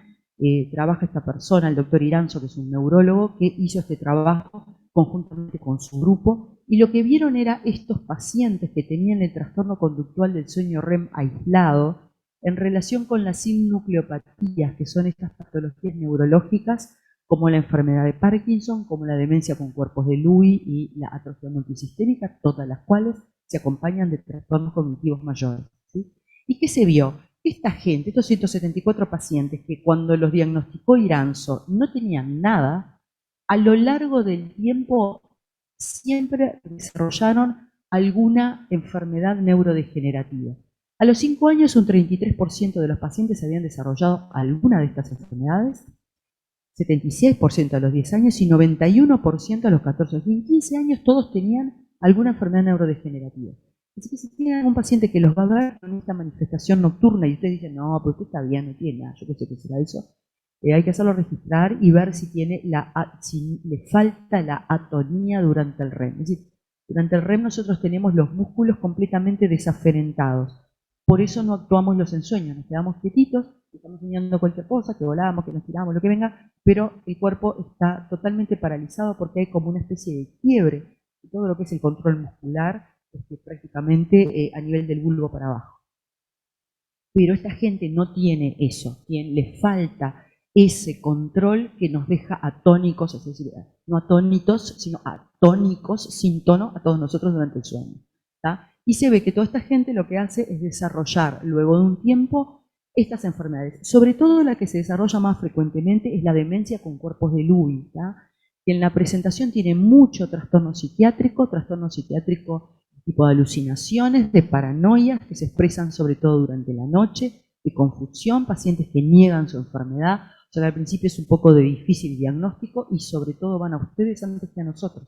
Cuando empiezan a presentar los trastornos extrapiramidales es cuando llegan al neurólogo, pero muchas veces van al psiquiatra previamente. Y esta gente que empezó con eso puede presentar esta demencia de cuerpos de Lewy un tiempo después, o enfermedad de Parkinson, o atrofia multisistémica, que es una atrofia de varios núcleos cerebrales que está asociada no solo a parkinsonismo, sino a veces también a síndromes cerebelosos, inestabilidades y también a síndromes disautonómicos.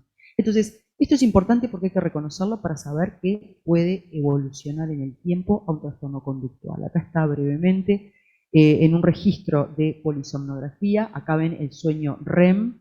Esto es un electrooculograma que se coloca durante la polisomnografía completa. Y lo que ven estas rayas para arriba y para abajo son los ojos de la persona, están haciendo así, pim, pim, pim, que es lo que diagnostica el REM, ¿sí? Estos son los famosos movimientos oculares rápidos que no ocurren en las etapas no REM.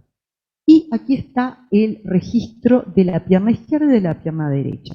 ¿Y qué se ve? Durante el REM no deberíamos mover nada porque tenemos la atonía, pero esta gente lo mueve, con lo cual estamos diagnosticando la pérdida de la atonía en REM, ¿sí? No todo el mundo es fácil de diagnosticar porque en realidad, de acuerdo a la Asociación, a la Academia Americana del Sueño, que es la que da todas las pautas para leer las polisomnografías, para interpretarlas, la cantidad de episodios de falta de atonía tiene que cumplir determinadas normas. Entonces, tenía una cosa muy importante, pero yo he recibido pacientes que tienen clínicamente trastorno de conducta en REM y cuando los registramos queda un poco la duda porque no vemos todos los movimientos que debería haber. A veces se repite la polisomnografía y si no se espera un tiempo para ver la evolución y ahí se vuelve a repetir. para comprobar realmente que sea esta patología. Bien, lo otro que se presenta es el síndrome de avance de fase de sueño. Como dijimos, los pacientes con deterioros cognitivos tienen sueño antes y tienen un sueño que está, digamos, no tiene aquella robustez circadiana como tiene la persona más joven, el longevo activo. La senescencia del núcleo supraquiasmático, la senescencia, como dijimos, del núcleo supraquiasmático puede ser una de las causas. La disminución de la secreción de melatonina, que como dijimos es aquella neurohormona tan importante para dormir. Hay algunas mutaciones de los genes del reloj, entre ellos el PER2. Y hay que hacer un diagnóstico diferencial con un insomnio de mantenimiento, porque a esta gente lo que le pasa es que como se acuesta a las 8, se despiertan a las 3 de la mañana.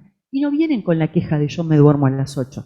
Vienen con la queja de yo me despierto a las 3 de la mañana. Y uno empieza a pensar, bueno, tal, y le pregunta, y después de un rato sale aquello, no, claro, yo me estoy acostando a las 9.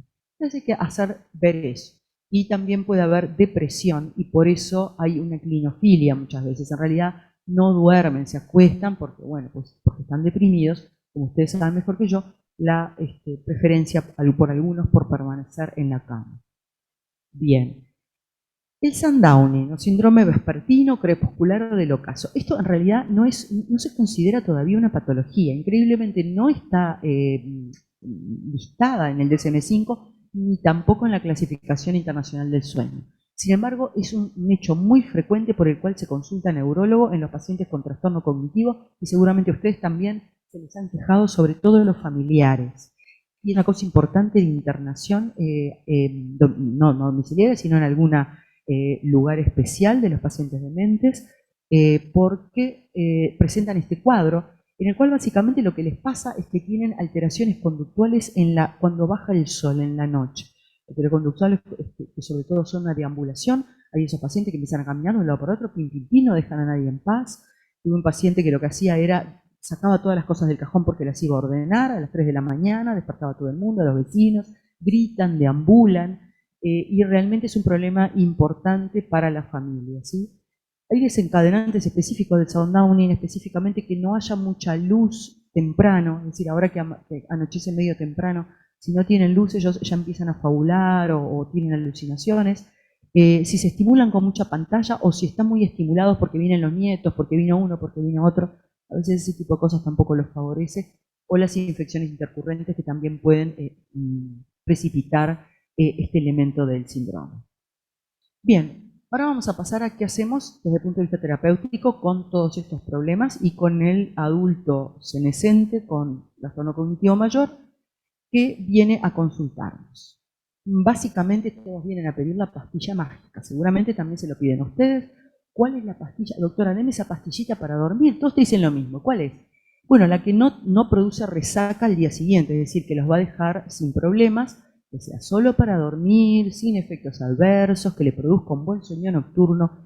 Y la mala noticia es que un fármaco de ese tipo no existe, y mucho menos para el trastorno cognitivo mayor, en lo cual tenemos una neurodegeneración y otras alteraciones que provocan que sea de difícil tratamiento, ¿sí? No les voy a contar esto, se lo voy a contar muy brevemente, que son los fármacos que ustedes súper conocen. Esto es en el 2017, se hizo un estudio con un review en el cual se vio qué fármacos se podían recomendar en general para el insomnio.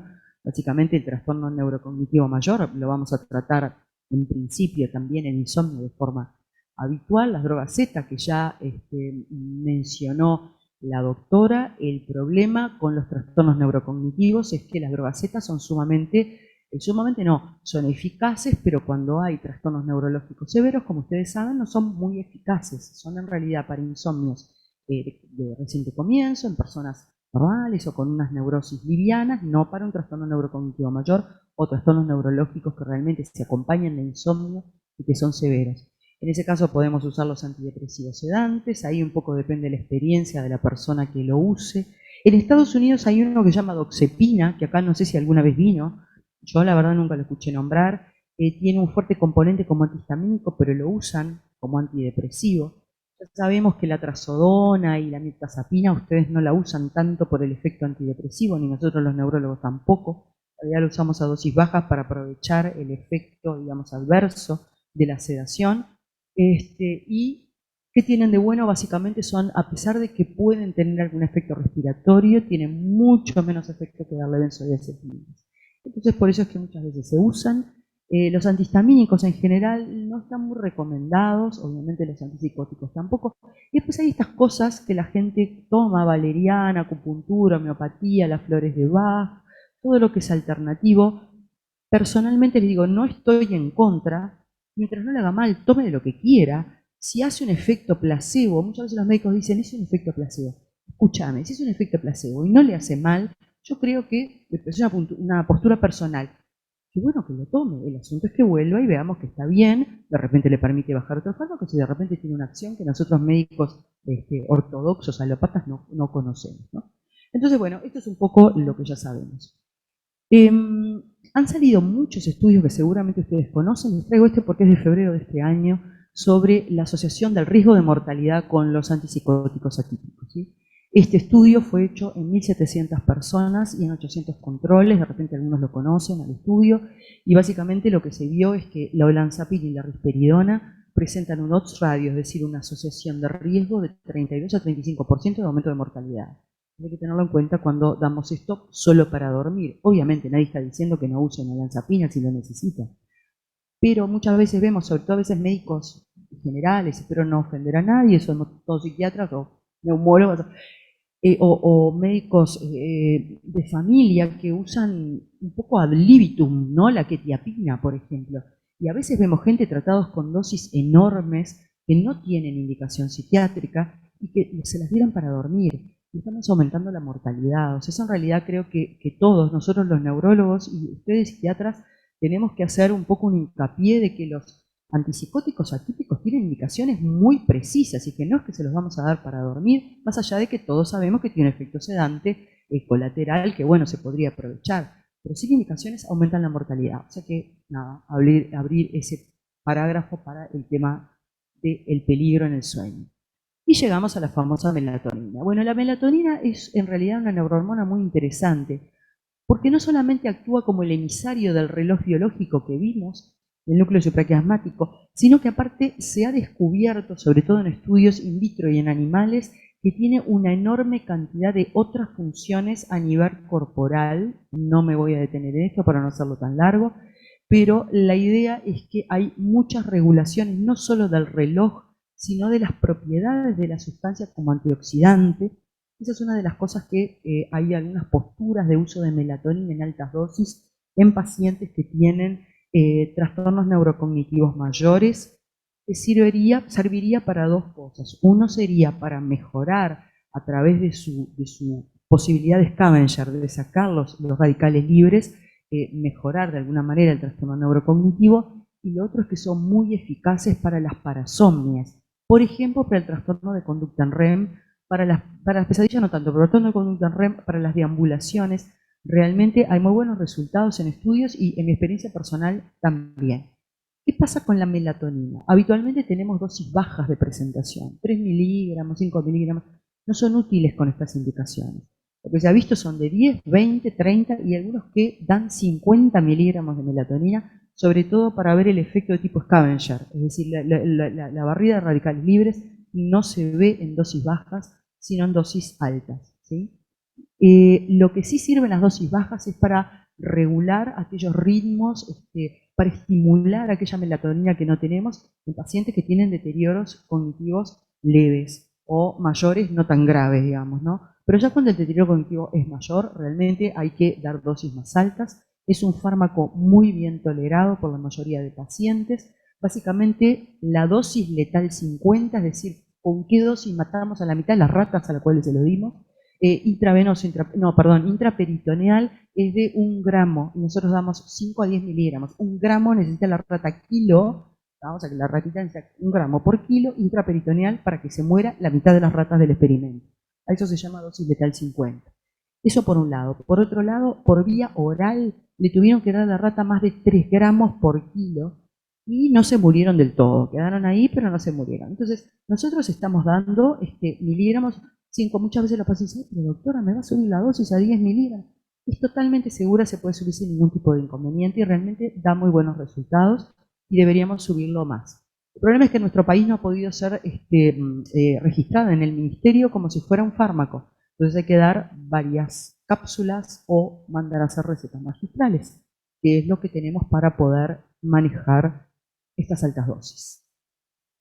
Otras de las cosas que se han visto es que para los que tiene efectos exógenos que no dependen del sueño sobre la cognición.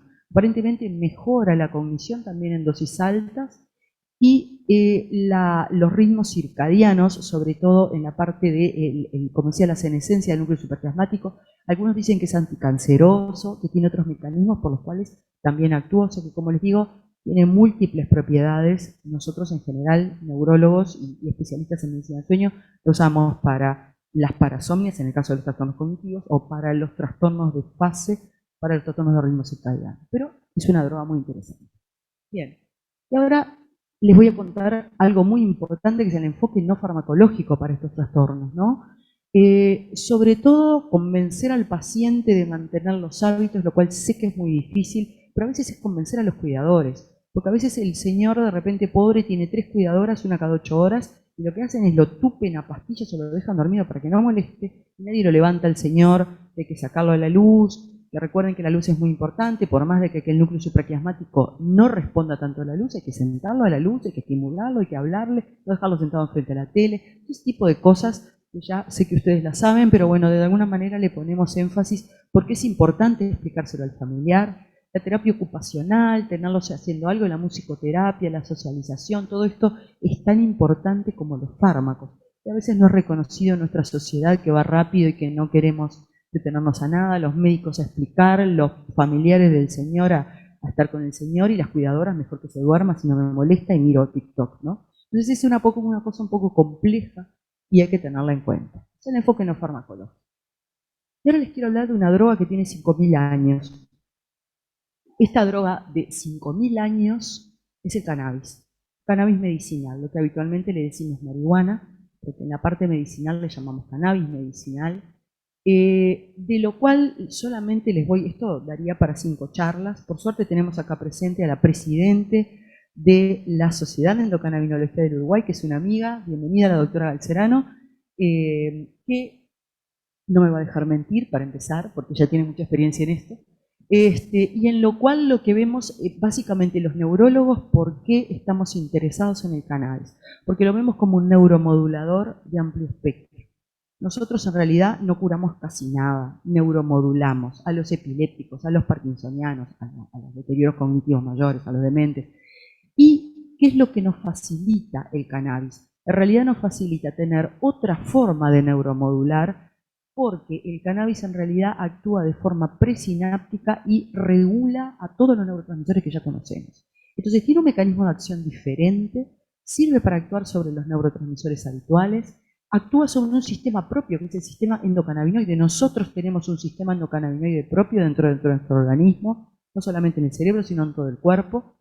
Y luego tenemos, ¿qué es lo que usamos? Usamos los fitocannabinoides, que son aquellos cannabinoides que vienen de las plantas, que son lo que hay más habitual.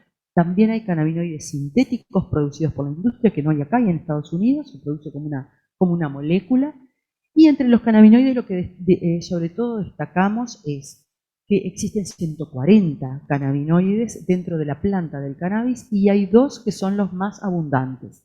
El que es más psicoestimulante, psicoactivo, psicotomiméticos, en realidad la palabra, que es el THC, que ustedes todos conocen, que tiene riesgo de adicción, que es el que está en el porro de los chicos, etc. Y el cannabidiol, o CBD, que es el que nosotros usamos medicinalmente. En general, en los preparados para el trastorno cognitivo mayor y para el dolor, sobre todo comórbido, es importante que tenga un poco la mezcla de THC, porque se regulan entre ellos, aunque esta dosificación sea baja, no tiene que tener mucho THC, pero por ejemplo, para la esclerosis múltiple, en la cual es una enfermedad que también tiene trastorno neurocognitivo de grado variable, pero sobre todo tiene mucho trastorno muscular, se usa para la espasticidad que acompaña esta enfermedad, y en ese caso hay una preparación que es europea, que acá no está, se llama Sativex, y que tiene 1,1, es decir, tanta cantidad de CBD como de THC.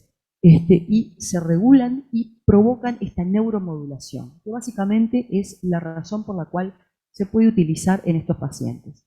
Es una droga bastante segura, hay que tener en cuenta de hacer un funcional hepático antes de comenzar el tratamiento y luego durante los primeros 3 meses, pero luego si el paciente lo toleró bien, está muy bien. Y realmente, personalmente, he visto pacientes muy difíciles de resolver que mejoran mucho, porque además del efecto que tienen, por ejemplo, sobre el dolor con THC, facilitan el sueño, les permiten dormir. Mejoran las parasomnias. He tenido trastornos de conducta en REM que no funcionaron con melatonina, que les habían dado que habían dado de todo. Les damos cannabis y realmente funcionan bien, mucho mejor. Menos efectos adversos, menos efectos, sobre todo anticolinérgicos, que es lo que no queremos y que tienen muchas de las drogas, porque como ustedes saben, lo colinérgico es lo que necesitamos para que mejore el deterioro cognitivo. Si damos fármacos que como efecto adverso tienen un efecto anticolinérgico, estamos yendo en contra. El cannabis en ese sentido es como nos ayuda al no tener efecto anticolinérgico, ser bien tolerado. Y acá les quiero mostrar un par de trabajos. Este es un estudio terapéutico del cannabis en el sueño específicamente. Hay también en el deterioro cognitivo mayor, pero sobre todo les quería mostrar sobre el sueño, sobre todo el sueño comórbido, ya sea con enfermedades neurológicas o también con dolor. En mi experiencia personal, los trastornos del sueño que funcionan mejor con cannabis, yo no lo utilizo de primera elección nunca el cannabis, siempre empiezo a tratar con otros fármacos convencionales, el menos dañoso para el paciente, pero si no logro estabilizarlo, o si está tomando muchos fármacos que se están adicionando a los efectos adversos, ahí es cuando usamos el cannabis medicinal. Si hay dolor, por ejemplo, en la noche es sumamente eficaz, duerme mucho mejor, y también tiene un efecto antidepresivo leve, o sea que en realidad estamos de alguna manera cubriendo muchas de las síntomas que tiene el paciente, ya sea con deterioro neurocognitivo en general, que es lo que nos estamos refiriendo en este momento, y realmente el efecto ha sido beneficioso. ¿Por qué para el deterioro cognitivo mayor? Algunos estudios muestran que tiene también una actividad de neuroprotección, igualmente como scavenger, como eliminador de los radicales libres, y actividad en los trastornos neuropsiquiátricos. Se ha usado con éxito en los trastornos bipolares, en algunas depresiones, y bueno, en fin, es una herramienta terapéutica más. Para nosotros los neurólogos realmente es importante tener algo más aparte de lo que tenemos hasta ahora. Así que les deseo muy felices sueños y quedo abrazado. Bueno, muchas gracias a la doctora Peña y a la doctora Orellana. Ahora preguntas, comentarios. Buenas noches, muchas gracias. Yo en realidad tenía algunas, 3 preguntas nomás, creo que es diferente porque ambas trataron de temas de valoración diagnóstica y terapéutica, que me parece que se pueden contestar cualquiera de ustedes. Uno es que no sé si es por experiencia o por desconocimiento, no sé la facilidad de acceder a la actigrafía como estrategia de valoración diagnóstica. Entiendo que es mucho más fácil acceder a la polisomnografía, que tiene todas sus limitaciones, y si incluso, si no es tan fácil, digamos, si ustedes entienden que las aplicaciones de celulares, los relojes inteligentes, que tienen aplicaciones, digamos, de valoración del sueño, puede llegar a tener ser una alternativa válida para evaluar inicialmente eso.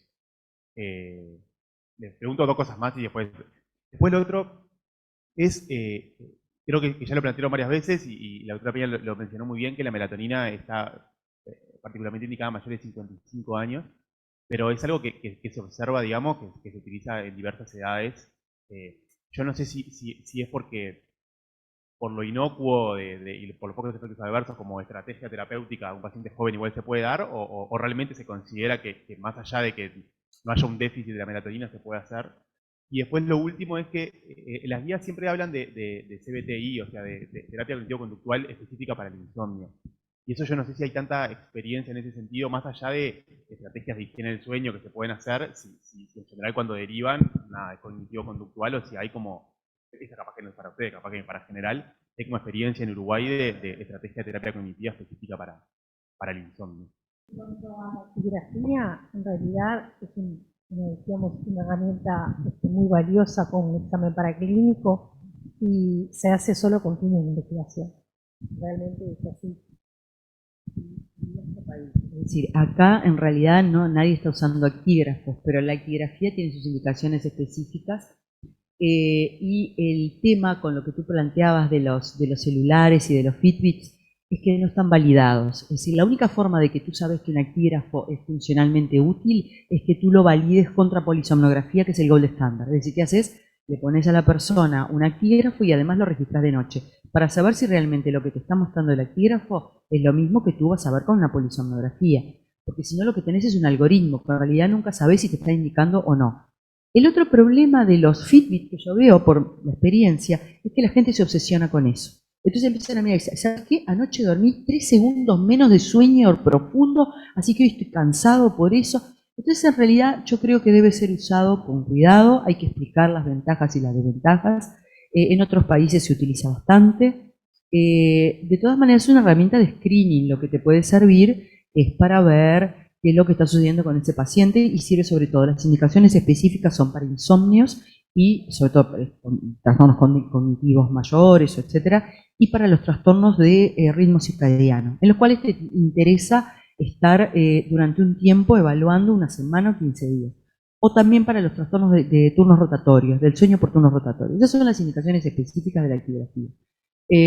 Ya te digo, por ahora no, pero si van a usar alguno, que sea validado, que sea uno que no sea el relojito chino, que el chino le hizo una cosa ahí, un algoritmo, y no sabemos lo que da. Después hay otro software que me gustaría mencionar con respecto a los ronquidos. Hay uno bastante conocido que se llama Roncolab, que la gente aparentemente pone el teléfono ahí y se supone que te ve a ver si tenés apneas y ronquidos o yo qué sé. El problema es que cómo te estás posicionando tú con respecto al teléfono, porque el teléfono realmente tiene una muy buena detección de sonidos, pero si vos te diste vuelta para el otro lado y roncaste poquito para el otro lado, de repente el teléfono te está diagnosticando. Es decir, creo que hay un problema en confiar demasiado en tecnologías no validadas, quizás es eso lo que quiero decir. Pero con eso hay que tener cuidado. De lo demás que preguntaste, la CBTI, sí. La terapia cognitivo-conductual es excelente, pero lo que hay, y que todavía lo estamos tratando de desarrollar en nuestro país, es no tratarlo como una terapia. En realidad no es una terapia convencional, no sé si hay un psicólogo en la sala, pero no es lo que llamaríamos una terapia, sino que en realidad son herramientas que se le enseñan al paciente para manejar la ansiedad. Entonces ahí entra el mindfulness, entra la compasión, entra la regulación del estímulo, la regulación de las emociones, pero en forma de sesiones acotadas. Inclusive en algunos lugares de Estados Unidos hay un montón de estudios publicados, son las nurses las que lo hacen. Lo que hacen es, ellas les enseñan al paciente a respirar, a hacer el scan corporal, a comprender que tienen que tener un tiempo de no estimulación, no solo por la higiene del sueño, sino de no estar tan activos, lo de las pantallas, hay que hacer muchísima psicoeducación, insistir y demás. En ese sentido puede ser útil, muy útil, es lo que se dice. Sobre todo lo importante es hacer reconocer al paciente el hecho de no abusar de fármacos. Nuestro país es el país en América Latina que consume más benzodiazepinas y no son indicadas por ustedes, que eran los culpables, los usual suspects, los sospechosos de siempre eran los psiquiatras. No son. Hace poco salió un estudio, bueno, ustedes lo conocen también, que son los médicos generales y los internistas y demás que están recetando un abuso de benzodiazepinas. Que generan, como todos sabemos, tolerancia y dependencia. Entonces, la parte del CBTI, de la terapia psicobiológica del insomnio, que se puede realizar, hay que tener un equipo como para poder decir qué es las terapias que se van a usar, que la persona lo sepa bien, y no tener idea de que el psicólogo, en realidad lo llevan adelante el psicólogo, que el psicólogo que lo lleva adelante entienda que no es una terapia, sino que son herramientas. Para eso hay una formación. Y después última pregunta. Que son un curso corto de 4 a 8 semanas, exactamente. Que lo que hace es un poco sacarlo del pensamiento de ese compulsivo de que no puedo dormir, y que se obsesiona con eso, y es como yo te decía, sobreestima el no puedo dormir también. Entonces, básicamente es para eso, para quitarle la ansiedad y reconocer que sí duerme y que puede dormir. Básicamente ese es el fundamento de la terapia cognitiva.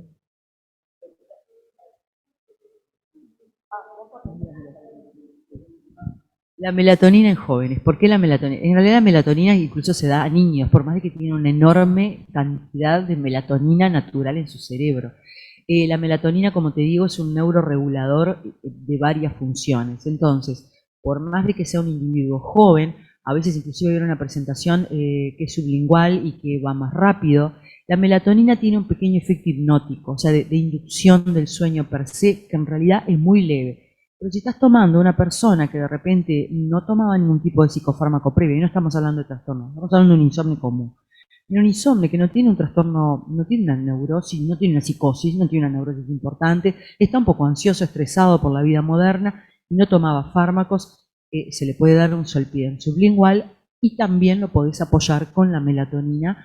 En general después sacamos el hipnótico, efectivamente, como dijo Sandra, los hipnóticos deberían ser de uso acotado en el tiempo y como el insomnio es una enfermedad crónica que evoluciona en empujes, si viene otro empuje del insomnio, el paciente ya sabe cómo regularlo con la menor dosis posible y no con el alprazolam de la abuela que se tomó todo el fármaco todo entero y después generó la dependencia al alprazolam mientras sacársela. Entonces un poco creo que el manejo periódico es ese y que tú podés dejar la melatonina cuando sacaste los hipnóticos Z, 3 o 4 meses y después si querés la sacás. Pero también le da esa sensación de me estoy tomando algo para dormir.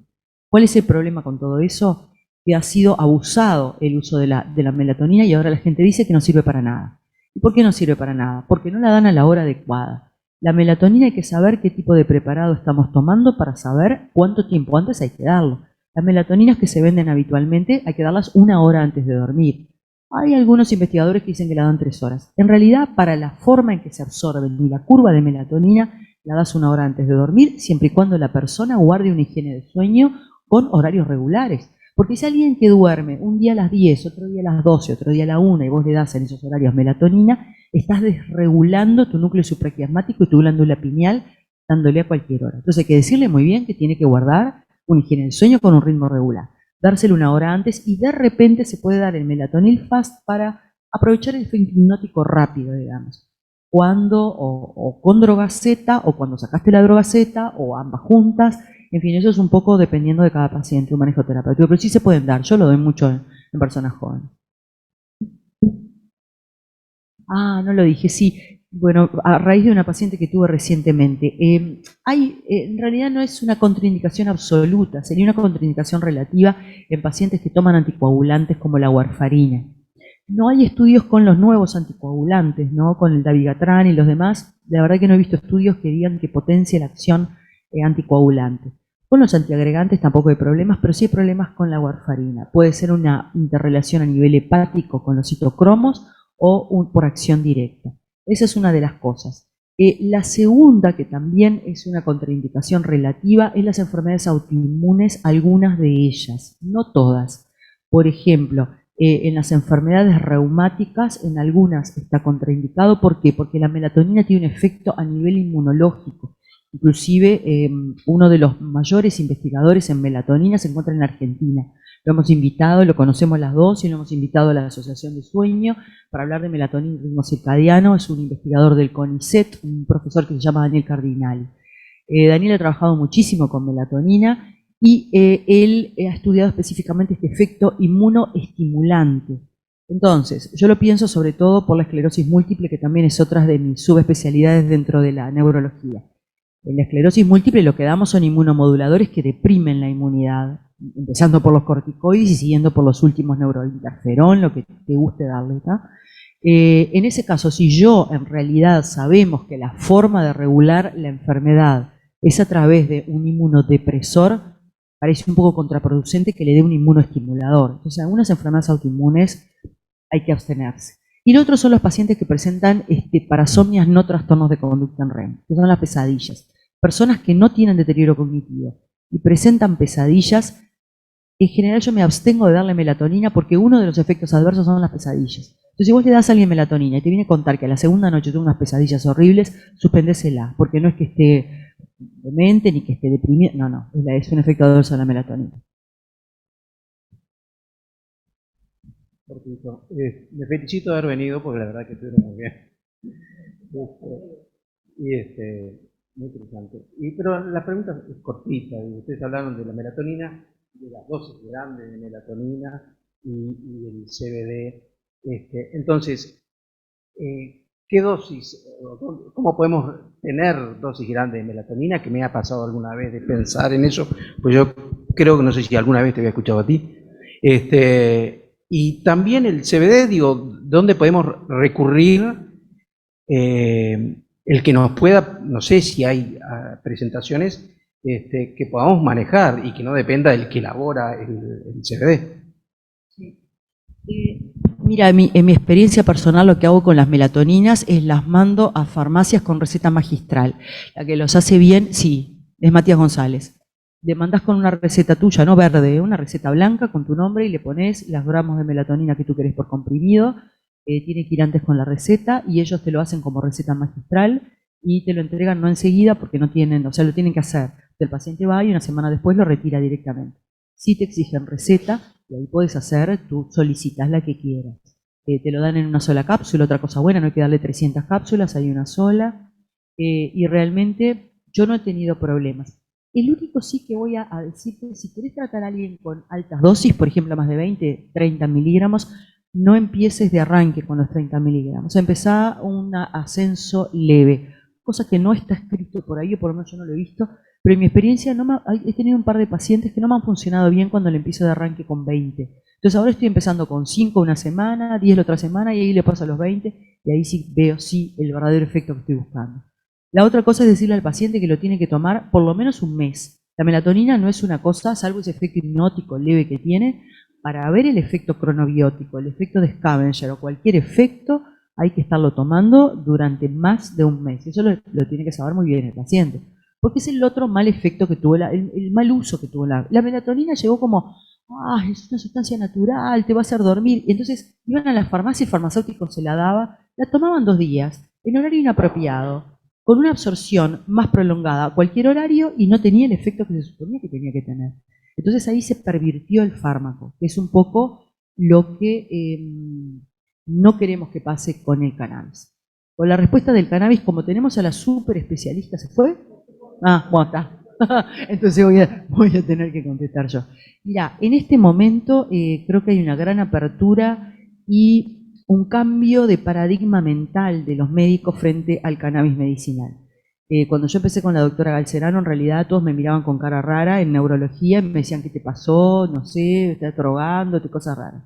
Y en realidad lo mío fue que vi el efecto increíble en estos pacientes con esclerosis múltiple, que les habíamos dado todo tipo de antiespásticos, baclofeno, la pobre gente se caía del efecto sedante que tienen los baclofenos, las tisalibinas y los otros relajantes musculares. El CBD no tiene tanto efecto sedante, lo puede tener, tiene un efecto antidepresivo, pero no necesariamente muy, muy sedante.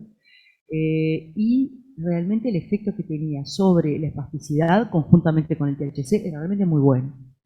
Entonces, bueno, ahí fue que empecé, vi que no es psicotomimético, es decir, no vi ninguno que se volviera adicto, ni que viniera con psicosis, ni cosas raras de todos los pacientes que hemos tratado. De ese momento, que hace 7 años hasta ahora, en este momento en las farmacias hay 5 productos distintos de cannabis medicinal. Por ley, en este país no podemos tener más del 1% del THC. El producto que tiene mayor cantidad de THC que es necesario, por ejemplo, para el dolor y para los trastornos neurocognitivos es necesario, no así para la psicosis como los bipolares o las epilepsias. Ahí hay que darle solo CBD, que también hay productos de solo CBD puro. Pero si necesitas un poco de THC, hay algunos productos que tienen hasta un 6%, que es un rango bastante bueno para poder sobre todo tratar el dolor, por ejemplo, y algunos casos de insomnio. ¿Cómo lo das? En realidad, como tenemos un sistema endocannabinoide y las dosis son muy personalizadas, los americanos que estudiaron esto le dicen, y los israelitas, en realidad es un fármaco de desarrollo israelita a través de un investigador que se llama Meshulam, y lo que le dicen es go low and slow, es decir, anda con poca dosis y despacito subiéndolo. Entonces nosotros vamos viendo tolerancia, o sea que al principio empezamos con muy pocas gotas, a veces no le da mucho efecto, y ahí empezamos a aumentar dependiendo un poco de la tolerancia del paciente. No tengo experiencia en patologías psiquiátricas. Si hay una psicosis muy importante, ahí van a ustedes. Yo tengo experiencia en los neurológicos, en los insomnes y en los pacientes con dolor. Eso es lo que más me han venido para terapia con cannabis. Pero la doctora Galcerano tiene más experiencia y no sé si hay algún psiquiatra que lo use. Ya les digo, hay muchas publicaciones y personas que lo usan para trastornos bipolares o para depresiones que no hay con qué darle. O sea que ustedes le han dado todo y no les ha funcionado. Y con cannabis, como regula un montón de otras propiedades neurocognitivas y aparte de la depresión, el sueño y demás, el dolor, ha mejorado. No sé si eso contesta tu pregunta. El precio, me dijiste. El precio es un problema limitante. Sí, que no sean las de la farmacia, decís vos. Ah, ok. En la farmacia hay 5 distintos fármacos de 5 laboratorios diferentes que tienen, ya te digo, sobre todo CBD, porque no podemos tener mucho THC en el país, no más de 1% de THC, que es el psicotonímico. Caso, por ejemplo, cuando prescribo la melatonina, le explico al paciente de una forma muy práctica como explico el tratamiento de las hormonas tiroideas. Entonces, vieron que la patología tiroidea es muy frecuente y todo el mundo conoce la patología tiroidea y que hay que reponer con la hormona que falta. Y bueno, de esa forma le explico cómo tienen que tomar la melatonina y que vamos a llegar al umbral terapéutico, no sabemos cuándo. Mensualmente vamos a controlar para ver si estamos en el umbral. Bien, por lo avanzado de la hora me reservo las preguntas que tenía. La verdad que como Roberto se celebraba estar acá, yo celebro también y celebro haber invitado, ¿verdad?, a las colegas por la claridad, por la síntesis y bueno, creo que el camino para nosotros es esto, seguramente organicemos más actividades y como representante, me dirijo representante de la especialidad, me parece que sería bueno formar equipos multidisciplinarios justamente en torno al tema que es un tema que viene una prevalencia creciente, una complejidad, la complejidad de la vida moderna creo que además, seguramente no favorece que esto tienda a disminuir, sino todo lo contrario. Muchas gracias a ustedes, gracias a los demás y a los que están conectados vía Zoom.